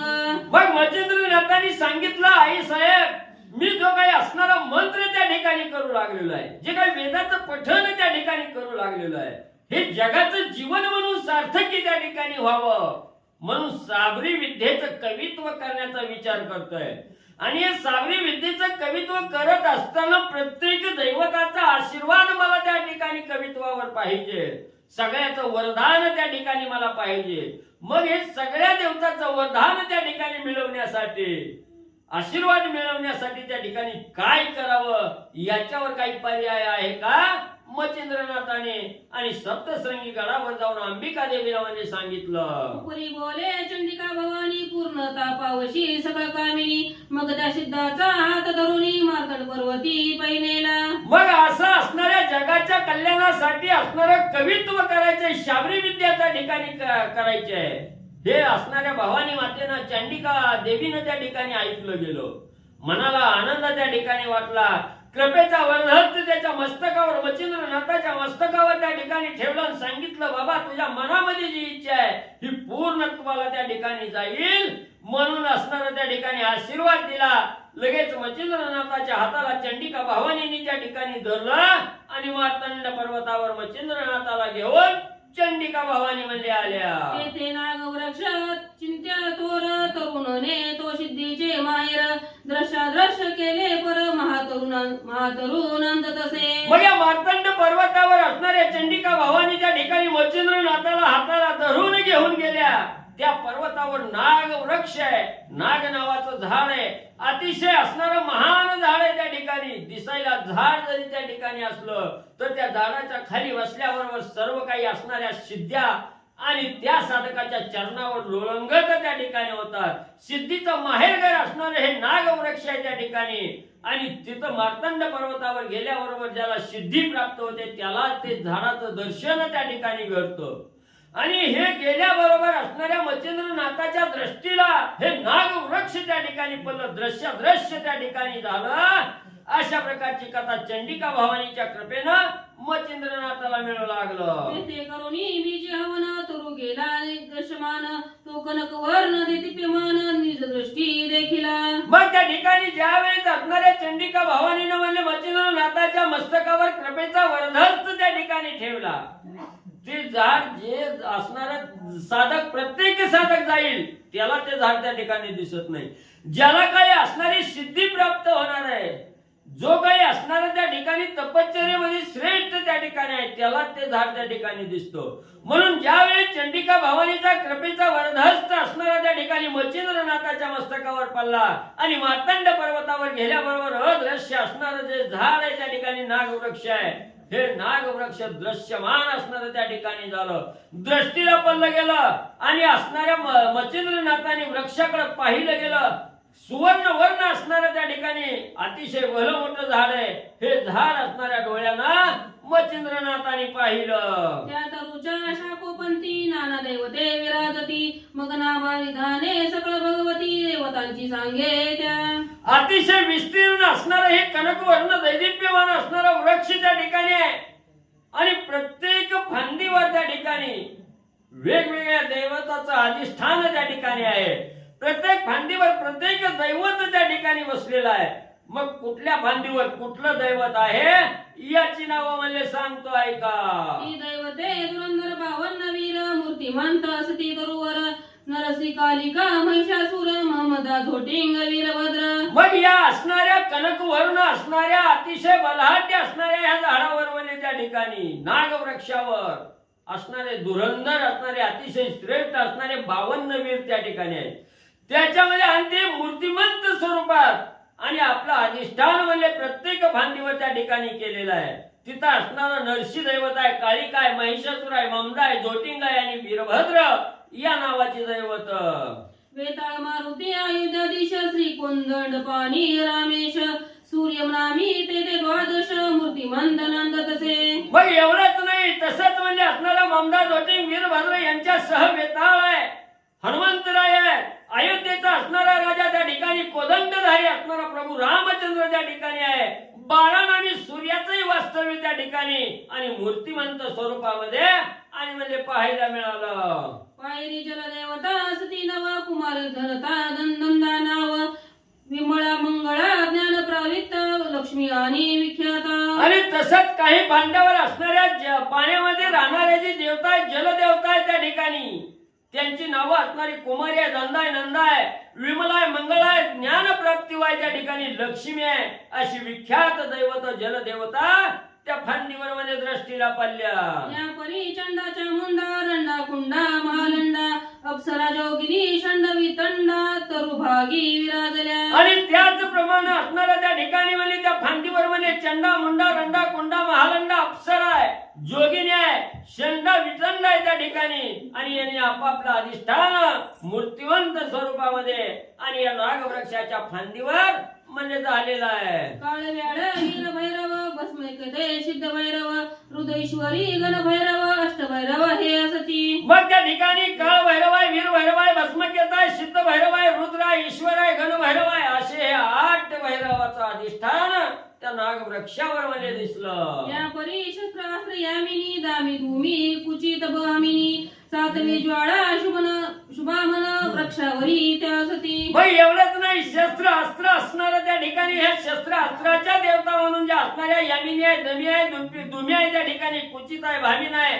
आणि 7वी असणारी ज्वाळा आहे, हे आपलं मूर्तिमंत अधिष्ठान फांदीवर म्हणजे दिसू लागलं. या परी शांकिनी डांकिनी यक्षिणी त्या समुचये असती 12 जणी अष्टसिद्धी महाप्रकरणी वृक्षावरी राजल्या. मग एवढंच नाही, त्याच असणाऱ्या वृक्षावर आपल्या असणाऱ्या एका फांदीवर म्हणजे शंकिनी डंकिनी यक्षिणी अशा प्रकारच्या असणाऱ्या 12 जणीचा समुदाय त्या ठिकाणी दिसला. आणि एवढंच नाही, असणाऱ्या 8 सिद्ध्या त्या ठिकाणी, ह्या 8 सिद्ध्यांनी वास्तव्य आपल्या त्या फांदीवर केलेल्या त्या अष्टसिद्ध्या आणि म्हणजे कोणकोणत्या? प्राप्ती काम्य अनिमा गरिमा ईश्वरत्व वशित्व प्रतिमा महिमा एवच अष्टसिद्धी नाम. मग असणाऱ्या 8 सिद्ध्या आहेत म्हणजे त्या 8 सिद्ध्यांनी असणाऱ्या ह्या म्हणजे नागवृक्षावर आपलं ठिकाण त्या ठिकाणी धरलेलं आहे. त्याच्यामध्ये असणाऱ्या प्रकाम्य अनिमाय गरिमाय ईशित्व आहे, वशित्व आहे, प्रतिमा आहे आणि ही असणारी 8वी त्या ठिकाणी म्हणजे महिमा नावाची सिद्धी आहे. ह्या 8 सिद्ध्या त्या नागवृक्षावर म्हणजे विराजमान झालेल्या मच्छिंद्रनाथांनी पाहिल्या. अष्टसिद्धी समवेत 52 वीर सकदैवत तया तरुच्या शाखा व्यक्त करून या बैसले. मग वरती सांगितलेले अतिशय महान असणाऱ्या 52 वीर आणि ह्या सांगितलेल्या 8 सिद्ध्या आहेत त्या ठिकाणी, ह्या 8 सिद्ध्या 52 वीरा समवेत आणि या असणाऱ्या नागवृक्षाच्या प्रत्येक फांदीवर त्या ठिकाणी आणि आरूढ होऊन बसलेल्या पाहिल्या. त्याची दृष्टी पाहिले सर्वही ती पाहती न बोलती काही यावर अंबिका करी काही निवोदोनी नाता ते. मग त्या ठिकाणी सगळं म्हणजे असणाऱ्या दृष्टीनं पाहिलं गेलं, सगळ्या दैवताचं अधिष्ठान या वृक्षावर आहे हे त्या ठिकाणी सांगितलं गेलं, पण काही म्हणजे त्या ठिकाणी असणारे म्हणजे बोललं गेलं नाही, त्या ठिकाणी काही सांगितलं नाही आणि नुसतं बघत त्या ठिकाणी बसले. यानंतर अंबिका देवी असणार त्या ठिकाणी नाथ महाराजाला मच्छिंद्रनाथाला काय पुढे म्हणजे सांगू लागल्या. 12 ऋषीमुख पर्वत स्थानी ब्रह्मगिरीच्या निकटवासिनी अंजनी पर्वत दयासी मनी नंदिकाची आहे वा. मग त्या ठिकाणी असणारी अंबिका माता मच्छिंद्रनाथाला सांगू लागली, बाबा म्हणजे ऋष्यमुख पर्वत आहे आणि या ऋष्यमुख पर्वतावर एक ब्रह्मगिरी आहे, म्हणजे या ब्रह्मगिरीच्या जवळ म्हणजे असणार त्या ठिकाणी अंजनी नावाचा पर्वत आहे त्या ठिकाणी आणि त्या पर्वतावर एक असणारी नदी आणि म्हणजे तिथं वाहत आहे. दक्षिण ओगी सरिता जाता ते कंठी महाकाळी दैवत स्थानी असती जाणते भगवती ते नामावे. मग म्हणजे या असणाऱ्या म्हणजे ब्रह्मगिरीच्या जवळ म्हणजे अंजन पर्वतावर म्हणजे असणारी नदी आहे त्या ठिकाणी आणि त्या नदीचा ओघ म्हणजे दक्षिण दिशेला असणारा म्हणजे पाण्याचा म्हणजे असणारा प्रवाह त्या ठिकाणी जात आहे आणि त्याच काठावर महाकाळी नावाचं दैवत आहे आणि तिथंच म्हणले असणाऱ्या त्या महाकाळीचं दैवत आहे तिथं भवानी माता भगवती आणि म्हणजे तिथं वास्तव्याला आहे. तेथून या पुढे दक्षिणपंथी सरिता पात्रे जावे निघुती परिभाते ते श्वेत कुंडे असती तोय वरीत महाराजा. मग तिथं म्हणजे असणारी भगवतीचं दर्शन त्या ठिकाणी घ्यावं. तिथून पुढे म्हणजे दक्षिण दिशेचा मार्ग त्या ठिकाणी धरावा आणि जो काही असणाऱ्या त्या नदीचा ओघ आहे म्हणजे दक्षिण दिशेला त्या नदीच्या ओघाने त्या ठिकाणी जावं आणि जात असताना पुढे असणारी तिथं एक 12 कुंड मग म्हणजे तिथं काही असणारी म्हणजे तीर्थाची असणाऱ्या पाण्याची कुंड म्हणजे त्या ठिकाणी आहेत. पाण्यानं भरलेली कुंड आणि त्या ठिकाणी म्हणजे दिसतील.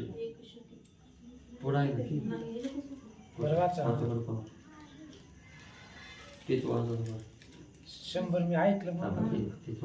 तेथून पुढे दक्षिणपंथी सरिता पात्रे जावी निघुती परिभाते ते श्वेत कुंडे असती तोय वरीत महाराजा. मग म्हणजे हे असणाऱ्या सरिता ओघाला त्या ठिकाणी जात असताना पुढे असणारी म्हणजे पांढरी पाण्यानं भरलेली कुंड त्या ठिकाणी म्हणजे आणि दृष्टीला म्हणजे पडते.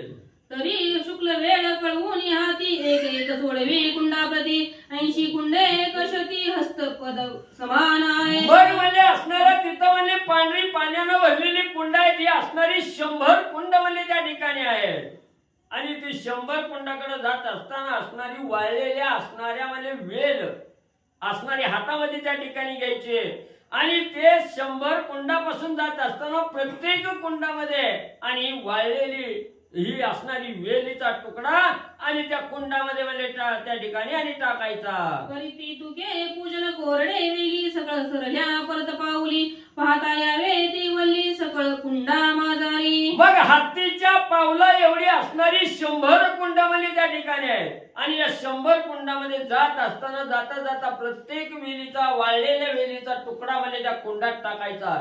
अशी 100 कुंडामध्ये जाताना टाकत जायचं आणि माघारी येताना ही असणारी जी टाकलेली वाळलेली वेल आहे ही वेल बघत म्हणजे त्या ठिकाणी आणि माघारी यावं. जया कुंडात सजीव वेल दृष्टी गोचर बा होईल तया कुंडी स्नान वाहिले करून जीवन प्राशीजे. मग म्हणजे ज्या कुंडात टाकत गेला त्याच कुंडामध्ये वाळलेली वेल त्या ठिकाणी बघत यायचं आणि ज्या कुंडात वाळलेल्या लाकडाला फुटलेली पालवी आहे सजीव वेल झालेला आहे हे असं ज्या कुंडात त्या ठिकाणी दिसून येईल तिथं थांबायचं. त्या कुंडातील पाण्यानं आंघोळ म्हणजे त्या ठिकाणी आणि करायची. ते जीवन प्राशित निश्चित मूर्छा येईल एक मुहूर्त पै 12 नामी जपावे आदित्य मूर्छे माझी असता पै. मग ज्या कुंडामध्ये सजीव वेल त्या ठिकाणी दिसत दृष्टीला गोचर त्या ठिकाणी होईल त्याच वेळेस तिथंच असणार त्या ठिकाणी आंघोळ करायची. तेच पाणी असणार प्राशन त्या ठिकाणी करायचं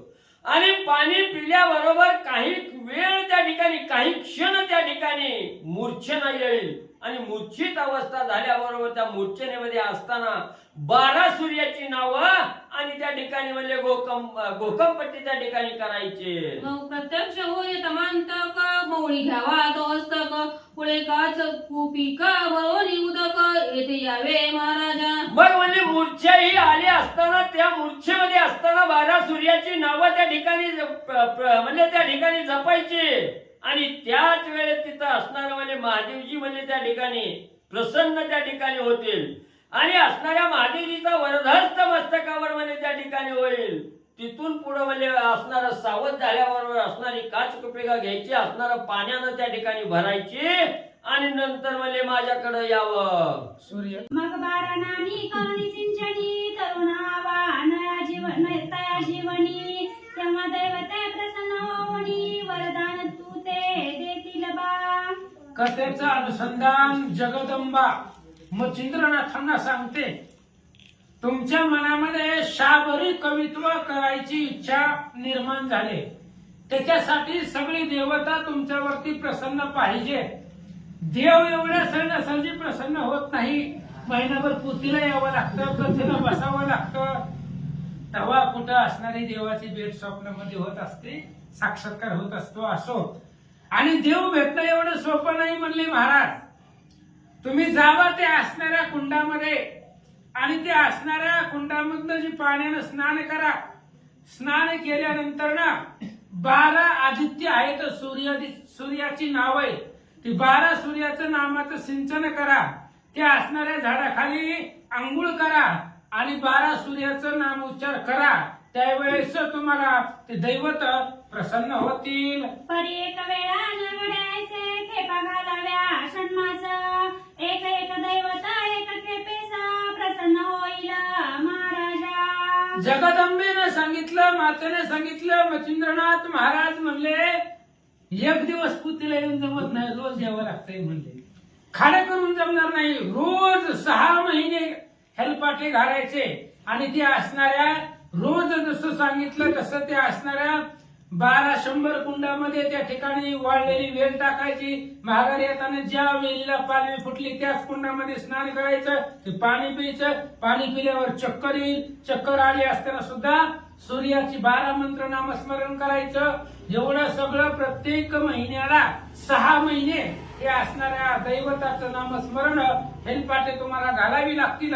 तेव्हा एका एका खेपेला एक एक दैवत तुम्हाला प्रसन्न होईल. ऐसे सांगोनी माय भगवती गेल्या फुले स्थानाप्रती, ए रूपावला अंजन पर्वती सरिता पात्री ओघाते. अशा पद्धतीने जगदंबेने सांगितलं, मार्ग सांगितला. तुम्हाला शाबरी कवित्व करायचंय, त्याच्यासाठी देवता प्रसन्न करायचे, तर सांगितल्या पद्धतीने करा, तुम्हाला सगळ्या देवता प्रसन्न होतील. जगदंबेने सांगितलं, जगदंबा निघून गेल्या आणि मच्छिंद्रनाथ आपलं कार्य करण्यासाठी पुढे निघाले. कळी महाकळी देवतास नमोनी निघाला काननास, करी कवळोनी शुल्क वेलेस कुंडा लागी शोधितासे. आणि मग ती जगदंबा निघून गेल्यानंतर ना मच्छिंद्रनाथ काळी महाकाळी ती ज्या देवता होत्या त्या देवींना नमस्कार केला आणि तिथून वनामध्ये निघाला. वनामध्ये जात असताना देवीने सांगितल्या पद्धतीने वाळलेल्या झाडाची वेल हातामध्ये घेतली आणि जी काही 100 कुंड आहेत ती कुंड शोधण्यासाठी महाराज निघाले. असं एक शतकुंडे पाहून तितुक्यात शुक्ल वेल स्थापून, पुन्हा पाहे पळतून सकळ कुंडा माझारी. असं म्हणले. देवीने सांगितल्या पद्धतीने 100 कुंड मच्छिंद्रनाथांना दिसल्याबरोबर जी काय वाळलेली वेल होती त्या असणाऱ्या वेलीचा एक एक तुकडा त्या 100 कुंडामध्ये टाकला जाताना, आणि जाताना टाकून पुन्हा महागारी येऊन त्या असणाऱ्या कुंडामध्ये महाराज पाहू लागले. तो आदित्य नामे कुंडी तीव्र, ते वेल पाहे साचोकार, तो दृष्टी पडेला पल्लवकार, स्नान ते सारिले. देवीने सांगितलं होतं महागारी येत असताना प्रत्येक कुंडामध्ये पाहायचं, ज्या कुंडामध्ये तुम्हाला वेलीला पालवी फुटलेली दिसेल त्या कुंडामध्ये स्नान करायचं. मग मच्छिंद्रनाथ महागारी येत असताना आदित्य नावाची कुंडी दिसली, त्या कुंडीमध्ये पाहिलं तर असणाऱ्या वाळलेल्या वेलीला पालवी फुटली होती आणि त्या कुंडामध्ये स्नान केलं. स्नान झाली उदक पान, होताची व्यापिले अति मूर्छेन, परिद्वादशनानी मंत्र साधना सोडिले नाही तयाने. स्नान केल्यानंतर ना त्या कुंडामधलं पाणी प्यायचं आणि पाणी पिल्याबरोबर तुम्हाला चक्कर येईल, मूर्छा येईल आणि एवढे मूर्छा आल्यानंतर सुद्धा बेशुद्ध व्हाल तुम्ही. त्यावेळेस सुद्धा नामस्मरण सोडायचं नाही.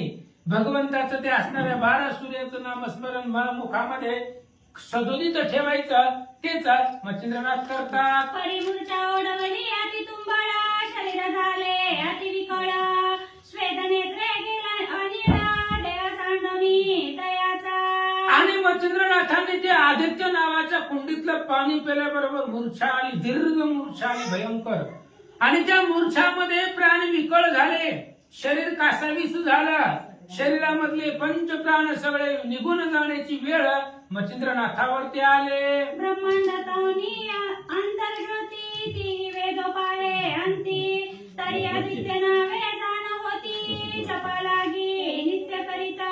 आणि मच्छिंद्रनाथाच्या शरीराची अवस्था जी काही प्राणज्योत आहे ती प्राणज्योत सुद्धा शरीरातून निघून जाण्याची वेळ आली, तरी सुद्धा 12 आदित्य नावाचं जी काही नामस्मरण आहे ते मच्छिंद्रनाथाने सोडलं नाही. एवढ्या दीर्घ मूर्छेमध्ये जीव जाण्याची वेळ आलेली असताना सुद्धा 12 सूर्याचं नामस्मरण मुखामध्ये चालू ठेवलं. जैसे जागृती घडून येता, त्याची स्वप्नी जीव भोगित, त्याची न्याय उरला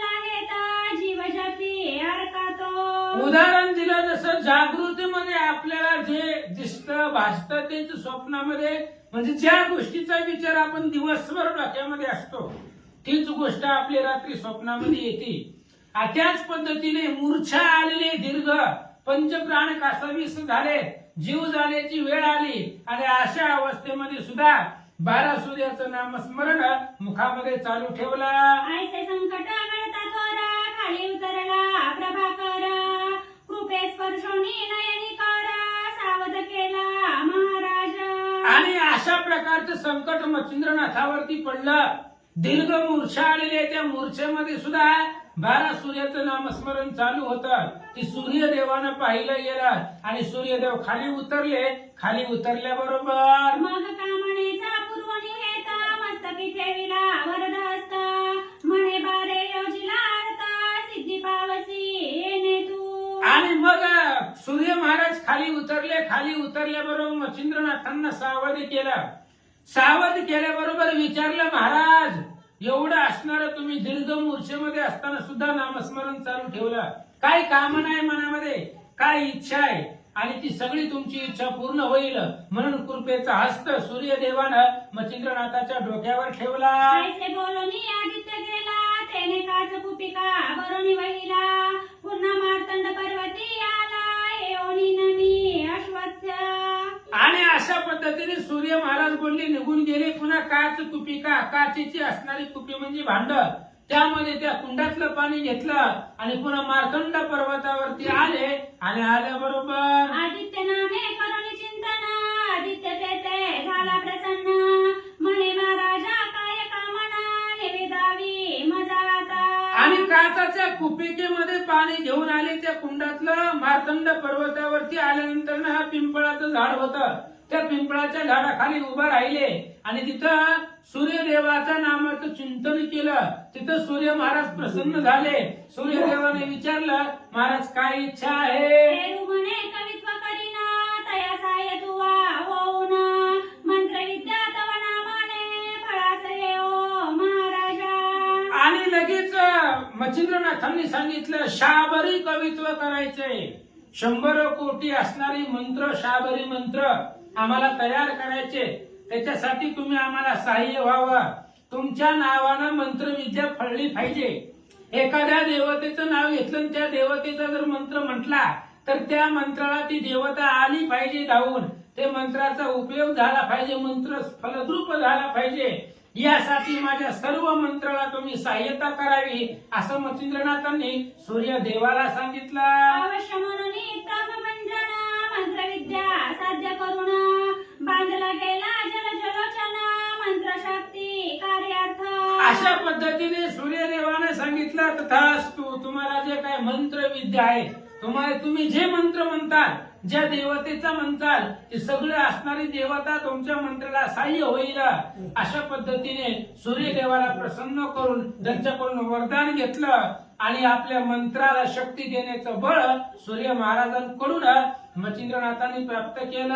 ऐसा सप्तमास येडा करून दैवतासी करून घेतले प्रसन्न, मग शाबरी विद्येचा ग्रंथ निर्मूळ बंगाल देशी चालत झाला. अशा पद्धतीने 7 महिने येळधारा केल्या आणि एक दैवत प्रसन्न करून सगळ्या देवता मच्छिंद्रनाथांना प्रसन्न झाल्या, त्यांनी करवून घेतल्या. तेवढं सायास मच्छिंद्रनाथांनी केलं. सगळ्या देवता प्रसन्न झाल्या.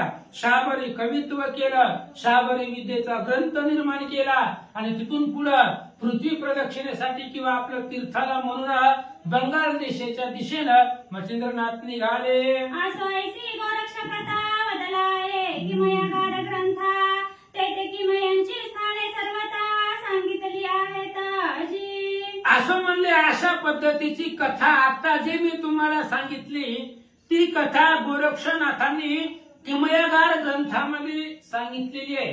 त्या स्थानाची नावं किमयागार ग्रंथामध्ये गोरक्षनाथांनी लिहिलेली आहे. आणि हा नवनाथ भक्तिसार जे ग्रंथ आहे ते किमयागार ग्रंथावरून, त्या ग्रंथाच्या आश्रयावरून हे ग्रंथ निर्माण केलेला आहे. आणि किमयागार ग्रंथ स्वतः गोरक्षनाथांनी त्यांच्या हातानं, त्यांच्या बुद्धीनं तो लिहिलेला ग्रंथ आहे असं महाराज सांगतात. परिप्रथम अवघड करणे ते मानवा ते नवे घडवून, ते अवसरी असती परिपूर्ण मनोरी घडले तयांसी. म्हणून मच्छिंद्रनाथाने एवढं अवघड केलं ते आपल्याला जमत नाही.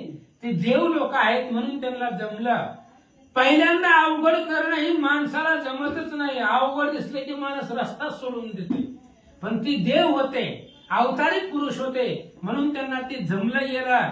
अशा पद्धतीचं कथन किमयागार ग्रंथामध्ये गोरक्षनाथांनी लिहिलं. परी चांगला वया कारण सोमुखे गोरक्षा वदला हे कथन.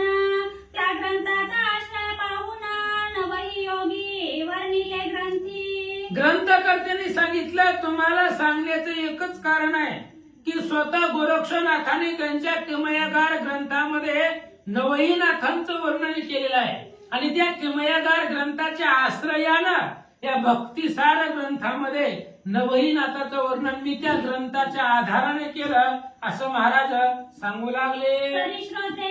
तरी श्रोती तया ग्रंथा दोष न ठेवावा सर्वथा.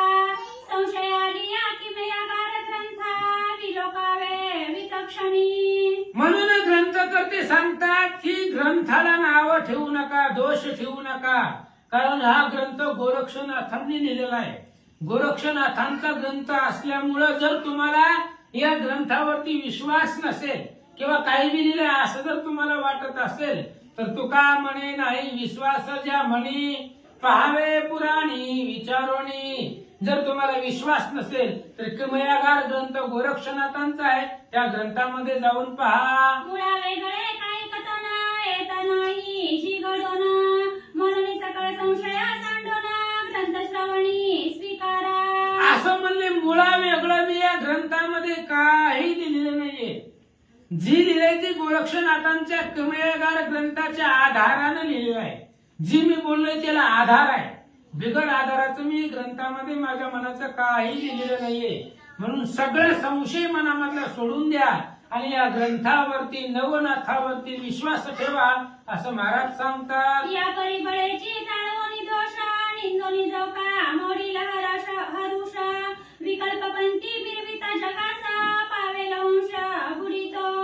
असं म्हणले म्हणून बळजबरीनं ग्रंथामध्ये निंदा करायची, ग्रंथाला नाव ठेवायचं. ही ग्रंथ नवनाथ भक्तिसार म्हणजे गोरक्षाचा किमयागार आहे. आणि तुम्ही जर या ग्रंथाला नावं ठेवली तर गोरक्षनाथ, मच्छिंद्रनाथ आणि भर्तरीनाथ आजही चिरंजीव होते, पृथ्वी तलावरती फिरतात. जर तुम्ही या ग्रंथाला, त्यांच्या ग्रंथाला जर दोष दिला, नावं ठेवली गेली तर त्याचा वंश बुडेल असं गोरक्षनाथाचं म्हणणं आहे असं महाराज सांगतात. आणि कवानी जाईल जडून नरकी पडेल सप्त जन्म. आणि जन्मोजन्मी शरीर करोना क्षयरोग भोगील तो. आणि जो या ग्रंथाला नावं ठेवील त्याची जीभ जळून जाईल. तो 7 जन्मापर्यंत नरकामध्ये राहणार आहे. नरकामधले 28 नरक त्याला भोगावे लागणार आणि प्रत्येक जन्मामध्ये त्याला क्षयरोग होणार. कुणाला? जो या ग्रंथाला नावं ठेवील, ग्रंथावरती अविश्वास दाखवेल तो जन्मोजन्मी नरकामध्ये जाईल असं गोरक्षनाथ म्हणतात असं महाराज सांगतात. आसोता तीर्थ उद्देशी मचिंद्र गेला बंगाल देशी. तेथे फिरता तीर्थवासी वेळा समुद्री पातला.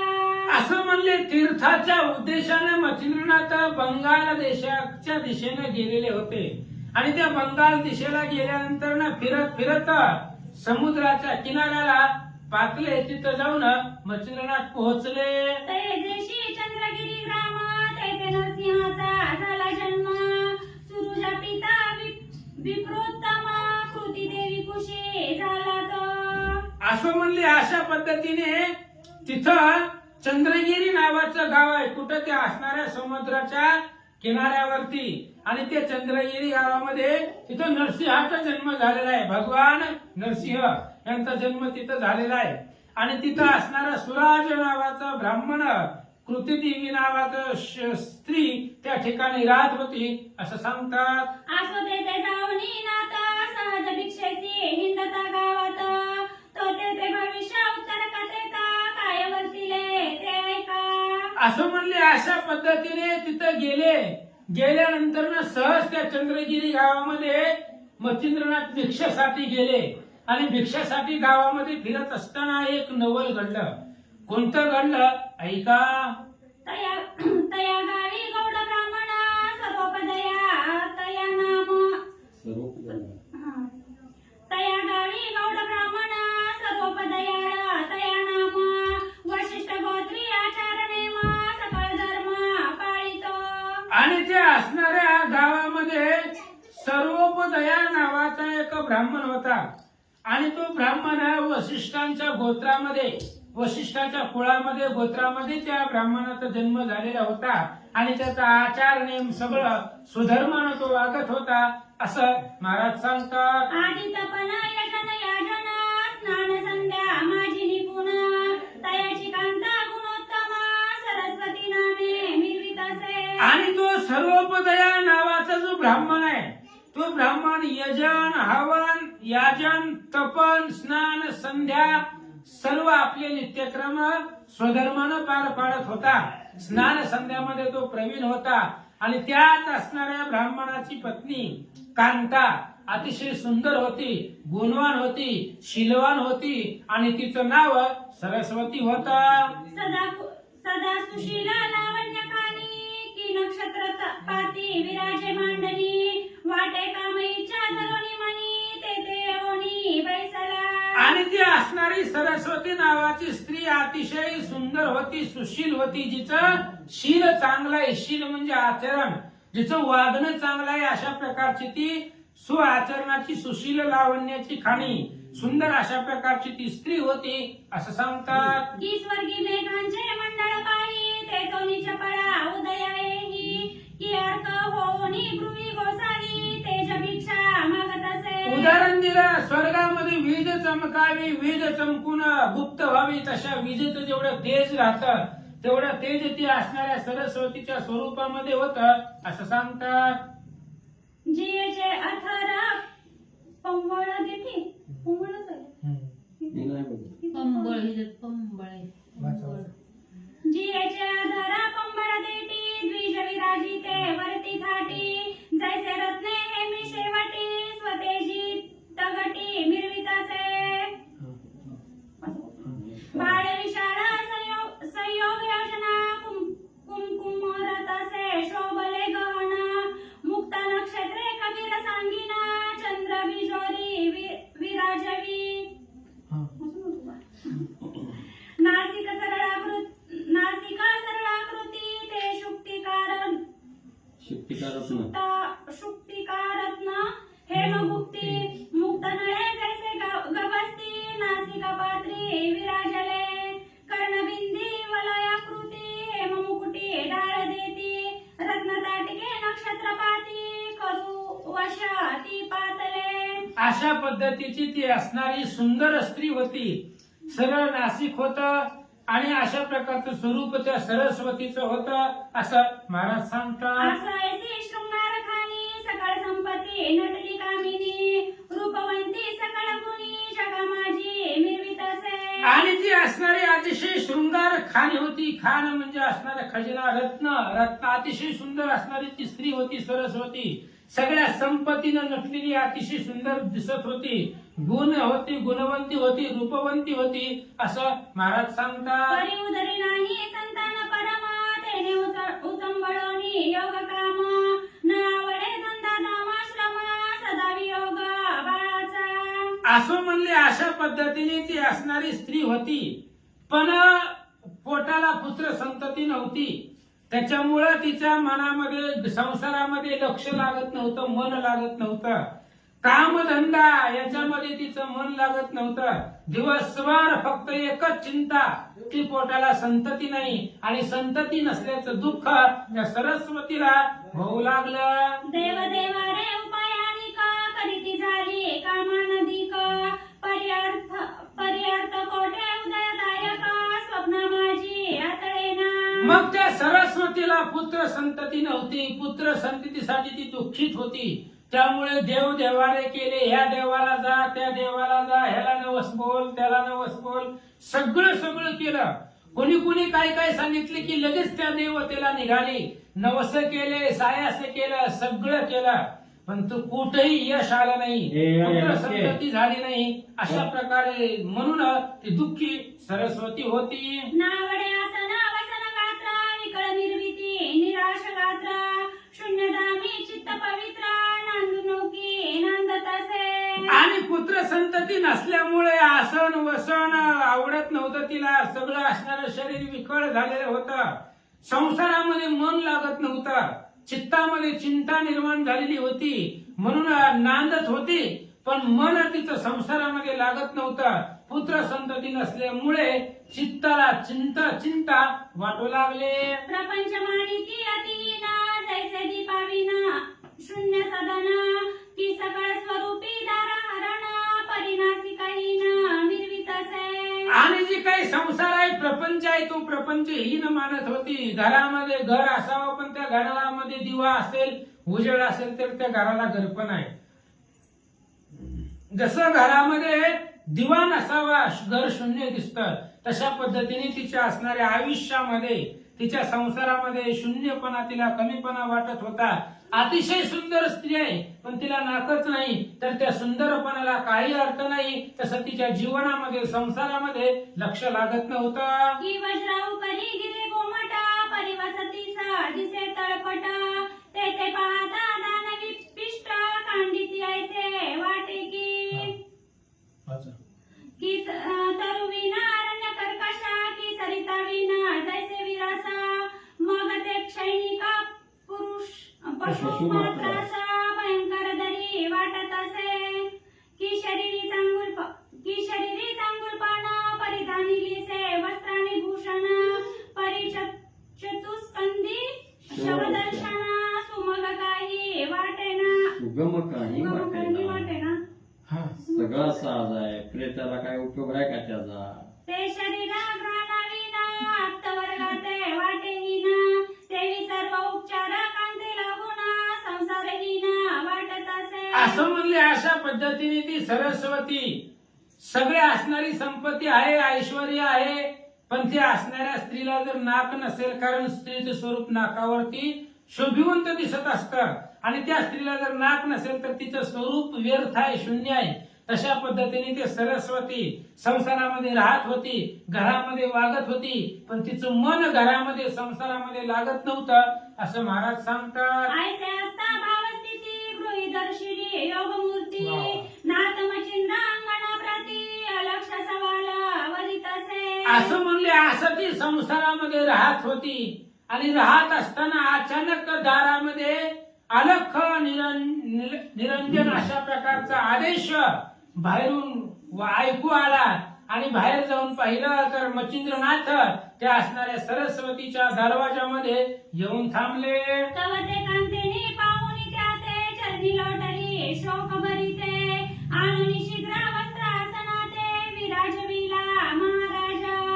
आणि मग लगेच त्या सरस्वतीनं पाहिले की कोणीतरी योगी तापसी आपल्या घरामध्ये दरवाजामध्ये आलेला आहे. तिनं त्यांचं दर्शन घेतलं, आतमध्ये नाथांना नेलं आणि बसण्यासाठी आसन टाकलं, आणि त्या आसनावरती नाथांना सरस्वतीनं बसवलं. आपण बैसोनी नाता निकट सांगती वियोग शोक उल्लाट हृदय भरुनी नेत्रपाट क्लेशांभू मिरविले. आणि ती असणारी सरस्वती मच्छिंद्रनाथाच्या जवळ बसली, आणि जवळ बसल्यानंतर ना सांगती वियोग शोक उल्हाट, आपल्याला झालेलं दुःख आहे ते दुःख नाथांना सांगू लागली. म्हणून आपल्याला झालेलं दुःख साधू संतांना सांगावं लागतं, शेजाऱ्याला नाही. शेजाऱ्याला सांगितले की वाटोळं होत असतं, साधू संताला सांगितले की ती त्याच्यावरती उपाय निर्माण करत असतात. हनुमंत म्हणे रायासी दुःख निवेदावे साधूसी ते तात्काळ तयासी उपायासी योजिला. सैन्यपाळ राजाला हनुमानजी सांगतायत, राजा कोणालाही दुःख सांगत बसू नका, आपलं दुःख साधू संताला सांगा.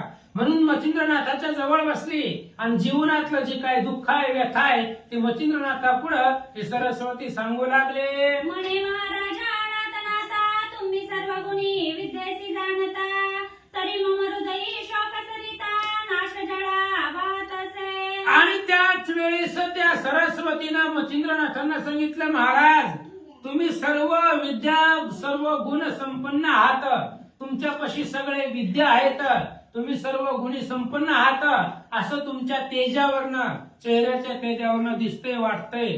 म्हणून माझ्या मनामध्ये जे दुःख आहे ते दुःख तुम्ही घालवचाल, नाहीस करचाल असं मला वाटतंय. म्हणे तरी आता उपाय काही सांगा म्हणून लागते पायी, पुन्हा स्पर्शोनी मौळी प्रवाही कवन शब्दा वाढवित असे. आणि म्हणून महाराज जे माझ्या अंतःकरणामध्ये दुःख झालेलं आहे त्या दुःखावरती काहीतरी उपाय सांगा, जेणेकरून माझ्या जीवनामधले दुःखरूपी अंधार संपला जाईल. म्हणून पुन्हा पुन्हा मच्छिंद्रनाथाच्या पायावरती ती सरस्वती डोकं ठेवून दर्शन घेऊ लागले. पुढे ठेवणी भिक्षांना पुन्हा कवळी मोहे चरण, आणि नेत्रागणाची वृष्टी जीवन पद्मगीते सिंचित असे. आणि पंचपक्वान्नाचं जे काही भिक्षाचं रूपी ताट आहे ती ताट मच्छिंद्रनाथाच्या पुढे सरस्वतीनं ठेवलं. आणि ताट पुढे ठेवल्यानंतर पुन्हा त्या मच्छिंद्रनाथाच्या पायावरती सरस्वतीनं डोकं ठेवलं आणि सांगितलं, महाराज माझ्या जीवनामधलं दुःख घालवा. आणि त्यांच्या चरणावरती आपल्या डोळ्याचा पाण्यानं चरणाचा अभिषेक ती सरस्वती करू लागले. तेने मच्छिंद्र चित्त सरिते मोह सराटे अपार भरुते, शब्दे तोय ओघ विरविता होते सुख सरितेसी. आणि अशा प्रकारे ती रडू लागली. मच्छिंद्रनाथाच्या पायावरती तिच्या डोळ्यातलं पाणी पडलं गेलं. त्यावेळेस तिच्या असणारा प्रेमभाव मच्छिंद्रनाथांनी पाहिला आणि मच्छिंद्रनाथाला सुद्धा तिच्याबद्दल कळवळा निर्माण झाला. आणि मग नाथ काय म्हणतात, म्हणे ओ साधवी क्लेशवंत किमर्थ कामिनी चित्त, प्रेम समदकी चित्तार्थ सकाळ मुक्ती लाहील की. आणि मग तिचा कळवळा पाहिला गेला, तिची करुणा पाहिली गेली. मच्छिंद्रनाथांनी विचारलं, काय अडचण आहे तुमच्या जीवनामध्ये सांगा, तुम्हाला कशाचं दुःख झालेलं आहे, कोणत्या गोष्टीचं एवढं दुःख तुमच्या मनामध्ये माझ्या पुढे सांगा, प्रगट करा. मला सांगितल्यानंतर ना तुमचं सगळं दुःख नाहीस होईल असं मच्छिंद्रनाथ सरस्वतीला बोलतात. ऐसे शब्द वर्ग उगमा कोणी बोले द्विजारामा, म्हणे महाराजा योग ध्रुमा संतती नाही वंशाते. मच्छिंद्रनाथांनी सांगितलं, सरस्वतीला म्हणले काय मनामध्ये इच्छा आहे सांग, म्हणले बोलून दाखव. तुझ्या जीवनामधलं जे दुःख आहे, जे आता तुझ्या डोक्यामध्ये ज्या गोष्टीचं दुःख आहे ती सगळं संपेल. त्यावेळेस सरस्वतीने सांगितलं, महाराज खूप प्रयत्न केले, 900 सायासे केले, सर्व देवदेवता केल्या, पण आमच्या असणाऱ्या पोटाला संतती नाही. कुठल्याही प्रकारचा वंशवेल पुढे वाढेल अशा प्रकारची संतती पोटाला नाहीये, याचं दुःख वाटतंय. सरस्वती महाराजांना सांगते, तेने वियोगे खदिरंगार सगट करीत अति तीव्र, तेने करुणा चित्त शरीर दाह पावे महाराजा. महाराज आमच्या असणाऱ्या शरीरालाही वियोगरूपी दुःख आहे. अग्नी इथे असणाऱ्या वियोगरूपी अग्नी, पुत्र संततीचं वियोग आणि त्या असणारा वियोगरूपी अग्नी शरीराला जाळतोय. त्यामुळे शरीर तप्त झालेलं आहे. आणि त्या असणाऱ्या दुःखामध्ये खूप दुःख त्या पुत्र संततीचं आम्हाला होतंय. त्यामुळे शरीर आमचं तप्त होऊ लागलेलं आहे असं सरस्वती सांगू लागले. ऐसे क्लेश चित्त शक्ती कदा नवसे दैव पाटी, दुःख गोंधळी शोकापाती नृत्य करी कवळवणी. महाराज चित्तामध्ये क्लेश आहे, क्लेश म्हणजे दुःख आहे. पुत्र संततीचं दुःख सदोदित चित्तामध्ये आहे, चित्ताला दुसरा विचारच नाहीये. म्हणून दुःख अंतःकरणामध्ये वाटतंय आणि काही जरी केलं तरी ते दुःख मनामधलं संपत नाहीये. सरस्वती सांगू लागले, तरी हा शोक वडवा नळा साळू पाहे दैर्य जळा, त्यात स्वामिनी होऊनी दयाळा शोकाग्नी ते विझवाव्या. महाराज हे असणारा शोकरूपी वड वानळ अग्नी पेटलेला आहे. तो असणारा अग्नी धैर्यरूपी पाणी संपवण्याचा प्रयत्न करतोय. तो असणारा शोकरूपी अग्नी शरीरातला वाढत चाललेला आहे. तुम्ही त्याच्यावरती कृपेचं सिंचन करा आणि माझं असणारा दुःख नाहीसं करा. सरस्वती सांगते, ऐसी वदता वाग भगवती प्रेमा उदेला अनाथ चित्ती, मग आदित्य नामे मंत्र विभूती महाशक्ती निर्मित असे. आणि अशा पद्धतीने त्या सरस्वतीनं मच्छिंद्रनाथापुढे आपलं दुःख सांगितलं, बोलून दाखवलं. बोलल्यानंतर मच्छिंद्रनाथाला तिच्याबद्दल कळवळा निर्माण झाला आणि लगेच मच्छिंद्रनाथांनी आपल्या असणाऱ्या जोडीतल्या भस्म काढलं आणि त्या भस्मावरती सूर्य मंत्र म्हटला. नाथ करी भस्माची मुठी तेथे वीर्य करी राहोटी मग ते भस्म ते तपोजेटी ते हाती ओपीत असे. आणि त्यावेळेस मच्छिंद्रनाथाने आपल्या झोळीतलं भस्म काढलं आणि त्या भस्मावरती सूर्य मंत्र म्हटला गेला आणि सूर्य वीर्य त्या असणाऱ्या भस्मामध्ये निर्माण झालं आणि ती भस्म त्या सरस्वतीच्या हातामध्ये मच्छिंद्रनाथांनी दिलं. मने माय शुभाननी हे भस्माची मुठी करी कवळोनी गेली सेवी आपुले शयनी निशी माझी जननी ये. आणि त्या असणाऱ्या मच्छिंद्रनाथांनी सरस्वतीला सांगितलं, माय आई म्हणली, ऐक, तुला पुत्र संतती नाही, त्याच्यासाठी मी पर्याय देतो. ही असणारी जी काही भस्माची मोठी आहे ती असणारी भस्म तू घे, त्याचा स्वीकार कर आणि रात्री जेवण झाल्यावर झोपताना जिथं तू शयन करते, शयन करण्याच्या अगोदर, झोपण्याच्या अगोदर ही भस्म प्राशन कर,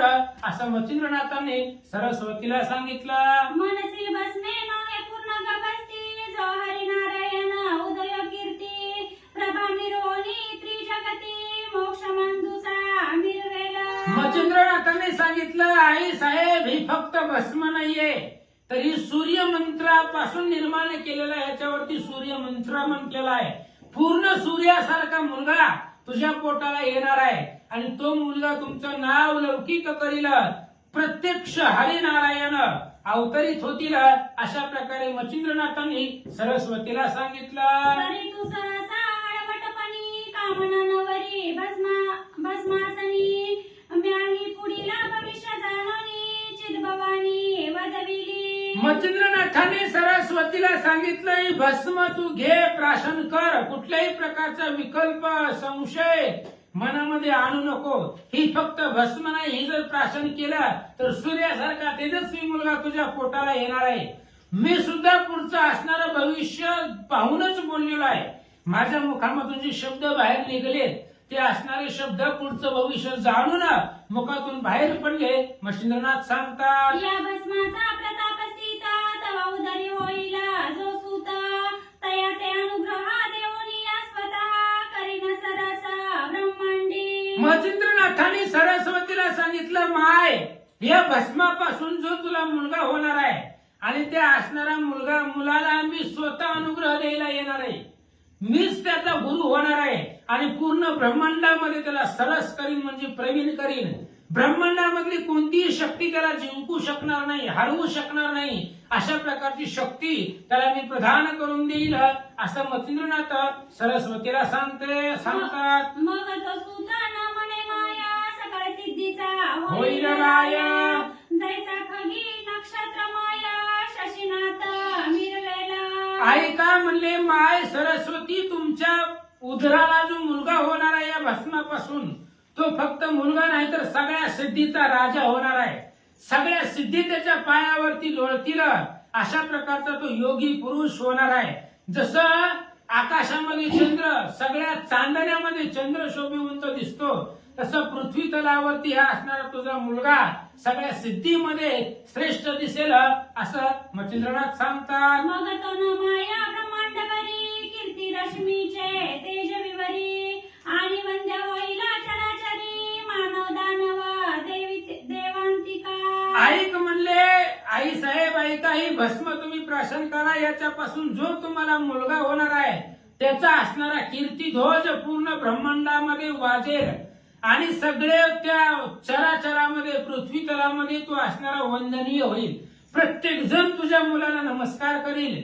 एवढंच नाही तर देव दानव सुद्धा त्याला घाबरतील, देव दानवावरती विजय मिळवेल, असा मुलगा तुमच्या पोटाला येईल, मच्छिंद्रनाथ सांगतात. तरी माये संशय न धरिता बक्षी भस्मा सांडणी चिंता आयती सांगोनी सकळ वार्ता नाथ उठे ते तुनी. आणि म्हणून मच्छिंद्रनाथाने सांगितलं, ही भस्म घे आणि झोपताना रात्रीच्या वेळेला ही भस्म प्राशन कर.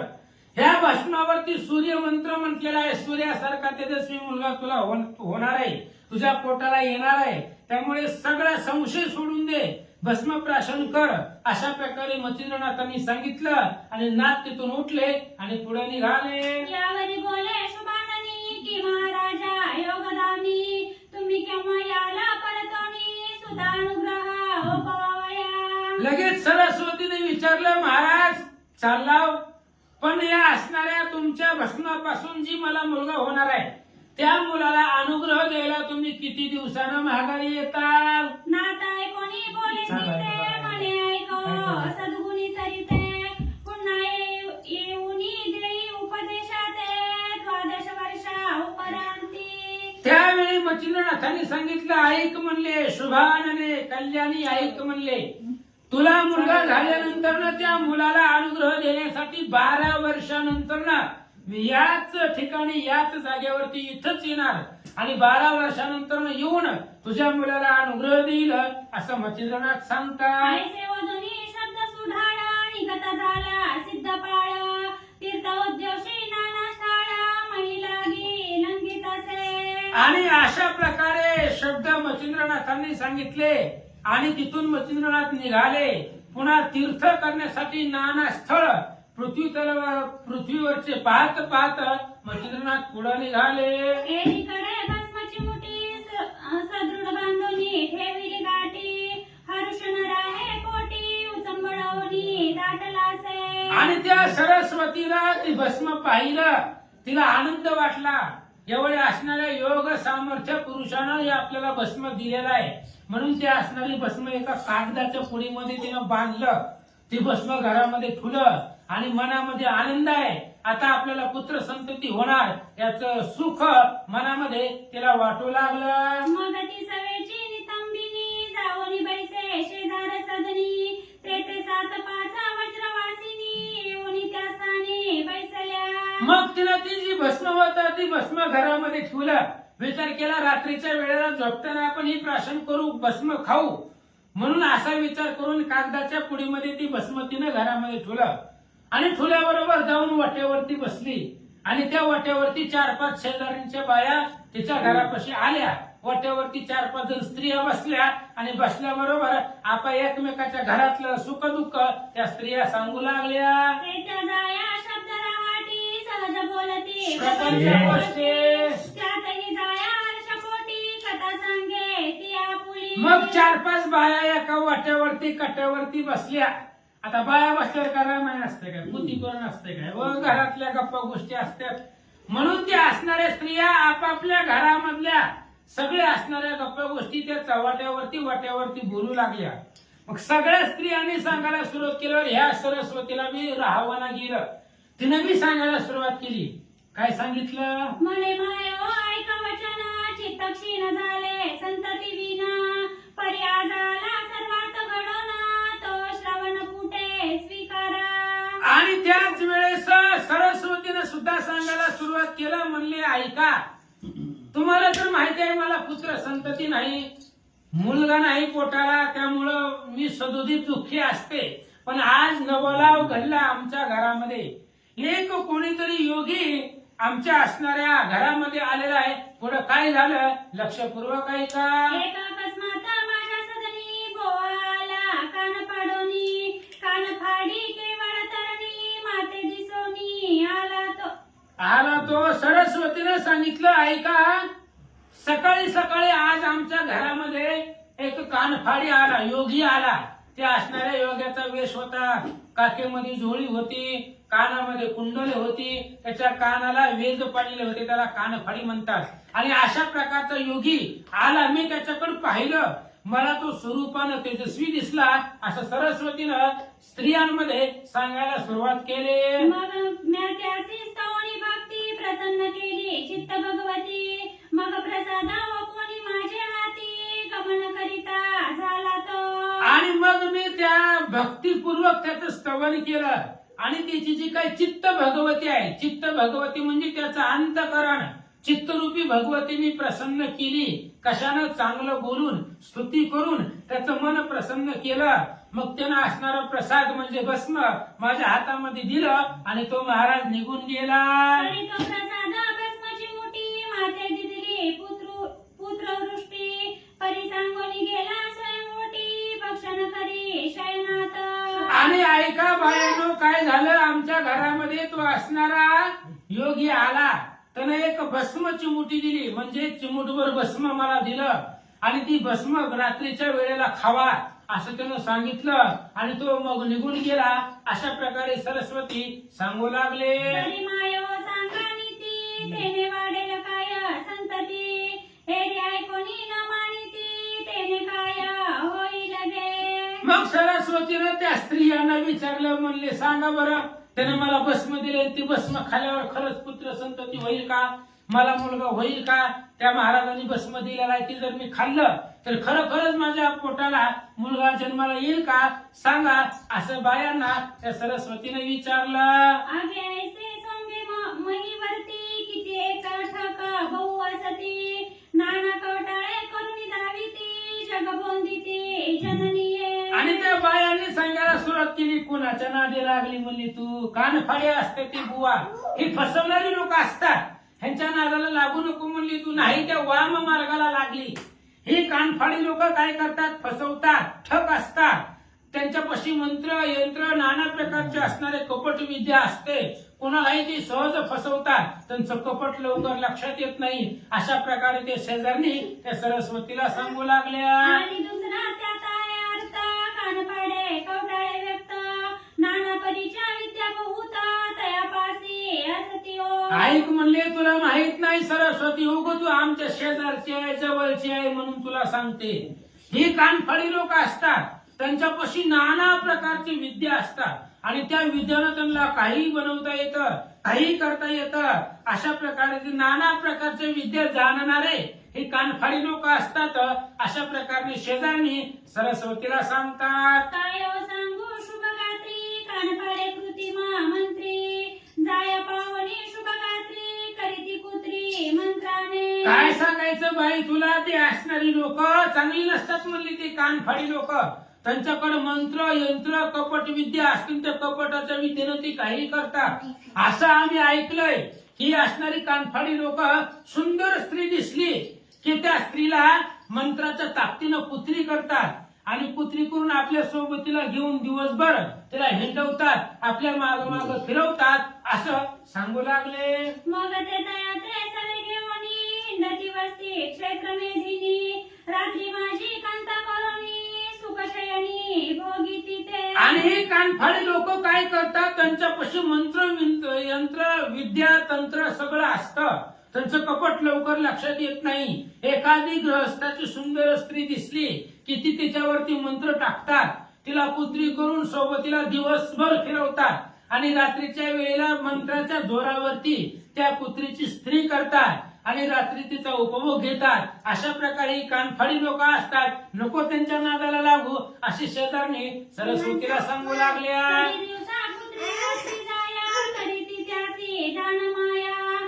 तू कोणी कडवणी ब्रह्मातया, पडली आहेसी जननीये. शेजारच्या बायांनी सांगितलं, कशाला सरस्वती कुणाच्या बी नादी लागायला लागली. अगं ती काय करतात तुला माहिती नाही, दिवसा कुत्री करून हिंडवतात आणि त्याच कुत्रीचं रात्रीच्याला स्त्री करतात आणि त्या स्त्रियांचा उपभोग घेतात. त्यामुळे तू कुणी सांगितलं तुला त्या कानफाड्याचं ऐकायला आणि त्याचा भस्म घेतला आणि ती असणारे भस्म जवळ ठेवले, टाकून ती जर तू ठेवलं असलं जवळ, ती भस्म खाऊ नको, कारण ती कपट विधनं काही करतात. अशा प्रकारे नाना प्रकारानं बोलून तिच्या मनामध्ये संशय ह्या बायाने निर्माण केला. परी अम्मासी दिसते ओ खाटा, तू शुभानं न जाया ती बरवंट, पत्री बांधणी घेतले कपट, यात बरवे दिसेना. हे बघ, आता तुला काय वाटायचं ती वाटू ती, पण आम्हाला ह्यात कपट दिसतोय. कारण आख्या गावामध्ये तुलाच का त्यानं भस्माची मुठी दिली, सगळ्या गावामध्ये फिरला नाही ती बाबा, तुलाच का दिली, कारण त्याच्या मनामध्ये तुझ्याबद्दल कपट आहे. आम्हाला तर कपट वाटतंय बघ, म्हणून या भ्रमामध्ये पडू नको. महाराजाची पत्नी आहे तू, चांगला तुझा नवरा असणारा यजन हवन धार्मिक कार्य करते, सुब्राह्मण आहे, गावातला प्रसिद्ध आहे आणि कुठून या असणाऱ्या कानफाड्या लोकांच्या नादी लागायला लागली. अशा प्रकारे शेजारणीच्या बाया सांगू लागल्या. ऐसे बोला बोलता युवती, भव्य व्याघ्राची झाली वस्ते. ऐसे बोला बोलता युवती, भय व्याघ्राची झाली वस्ती, मग ती परमा विटोनी चित्ती, सदना प्रती आली से. आणि त्या 4-5 बायांचं शेजारणीचं तिनं ऐकलं, ऐकून घेतलं की तिथं नाही काय बोलली काट्यावरती वाट्यावरती, पण उगं त्यांचं बोलणं ऐकून घेतलं आणि तिच्या मनामध्ये भीती निर्माण झाली. कारण असं जर खरंच झालं तर काय करायचं, म्हणून तिच्या मनामध्ये भीती निर्माण झाली. ती असणारी कुणाला काही बोलली नाही, आपल्या घरामध्ये परत माघारी आले. मग ती कवळणी भस्माची मुठीची येती झाली गोट्यापासी, ते गोराच्या केरांची फिरविलेसी उखरडा. मग तिनं ती असणारी घरामध्ये ठेवलेली जी काही भस्म आहे मच्छिंद्रनाथांनी दिलेला, तो असणारा भस्म त्या कागदाच्या पुडीतनं घेतला. तिनं बाहेर आली. बाहेर असणारा शेणाचा गोटा होता, जिथं कचरा टाकतात, गायचं शेण टाकतात, अशा उकिरड्यावरती ती उकिरड्याच्या जवळ ती सरस्वती येऊन थांबले. तया माझी भस्माची मुठी सांडिती झाली ती गोरेटी, तया माझी हरिजेटी संचार करी महाराजा. आणि ते असणाऱ्या उकिरड्यावरती गायीच्या जे काही शेण टाकलं जातं, त्या असणाऱ्या शेणामध्ये कचऱ्यामध्ये त्या उकिरड्यावरती तिनं मच्छिंद्रनाथाने दिलेलं जे काही भस्म आहे ती भस्म टाकून दिलं. मच्छिंद्रनाथाने सूर्य मंत्र म्हटला होता, त्यामुळे ती फेल जाणार नाही, कुठं जरी टाकलं तरी. आणि ती असणारी भस्म टाकून दिलं. त्याच भस्मामध्ये हरिनारायणानं प्रवेश केला. जो नवनारायण कीर्तिध्वजा प्रत्यक्ष विष्णू तेजपुंज, हरि ऐसे नाम साजे कीर्ती रत्ना माझारी. आणि जो नवनारायणामध्ये कीर्तिध्वज आहे, प्रत्यक्ष विष्णूचा अवतार आहे, अशा प्रकारचा हरिनारायण. आणि तो हरिनारायण त्या भस्मामध्ये त्यांनी अवतार घेतला. असो ऐसी या दैवरावाटी करुणी जाती झाली गोरटी, सगळी येऊनी प्रपंच दिखी सदा सर्वदा निर्वित असे. असं म्हणलं त्या सरस्वतीनं लोकांच्या सांगण्यावरून, शेजाऱ्यांच्या सांगण्यावरून ती भस्माची मुठी घेतली आणि त्या उकिरड्यावरती टाकून दिली. टाकून पुन्हा ती माघारी आली आणि आपला रोजचा कामधंदा प्रपंच करू लागले. असो ऐशी कथा अवसरा पुढे निवेदू ग्रंथ सादर तरी श्रोती क्षीरोदक सारा पुढील अध्यायी स्वीकारिणे. असं म्हणले. अशा प्रकारची कथा इथपर्यंत झाली. मच्छिंद्रनाथांना सगळ्या देवता प्रसन्न झाल्या आणि या असणाऱ्या चंद्रगिरी गावामध्ये येऊन सरस्वतीला पुत्र संततीसाठी मच्छिंद्रनाथांनी भस्म दिला. मच्छिंद्रनाथ पुढच्या तीर्थयात्रेसाठी निघून गेले. आता पुढे मच्छिंद्रनाथ कुठं जातील, तिथं काय चरित्र होईल हे पुढच्या अध्यायात सांगतो. भक्तिसार हा कथाचा ग्रंथ शुक्तिका नवरत्न युक्ता तुम्हा श्रोत्यांचे कर्णग्रीविता भूषणाते शृंगार. भक्तिसार हा असणारा ग्रंथ आहे आणि हा ग्रंथ म्हणजे शुक्तिका रूपी रत्न आहे. आणि ती रत्न तुमच्या असणाऱ्या श्रवणामध्ये कानामध्ये शब्दरूपी रत्न तुम्हाला ऐकवू आणि त्या असणाऱ्या शब्दरूपी रत्नाचा शृंगार तुम्हाला करू महाराज सांगतात. या परिनिंदका खळ दुर्जन असो त्यांचे कांजी पान, तयाचे निंद्या वचन ऐकून सोडू नका शिरोधका. हे बघा म्हणले लोक बरंच काही काही सांगत असतात. आता ज्या सरस्वतीला सांगितलं तीच लोक असतात, सांगत असतात जाऊ नका पुतीला, का आहे तिथं काय देव भेटणार आहे काय नाही, असं तसं बऱ्याच गोष्टी सांगत असतात. पण आपण त्या निंदकाचं ऐकायचं नसतं, त्यांचं ऐकून अमृतासारखी कथा सोडायची नसते. महाराज सांगतात सुता मालूचे वचन नरहरी वदे जग सुगम, भावार्थ गुणी गुंफोन माळ स्वीकारी श्रोत्यांसी. धुंडीसूत नरहरी वंशामधले धुंडीसूत सांगतायत की हे असणारे भावार्थ रूपाच्या दुरीनं गुंफून ही माळा तुमच्या गळ्यामध्ये घाला, शब्द कुसुमांची माळा गळ्यामध्ये घाला आणि सुंदर नवनाथाचं चरित्र उद्याच्या अध्यायापासून आनंदानं कथेचा श्रवण आनंद घ्या. स्वस्ती श्री भक्ती कथा सार सम्मत गोरक्ष सदा परिसोदा भाविक चतुरा. द्वितीय अध्याय गोरहा. विठ्ठल श्री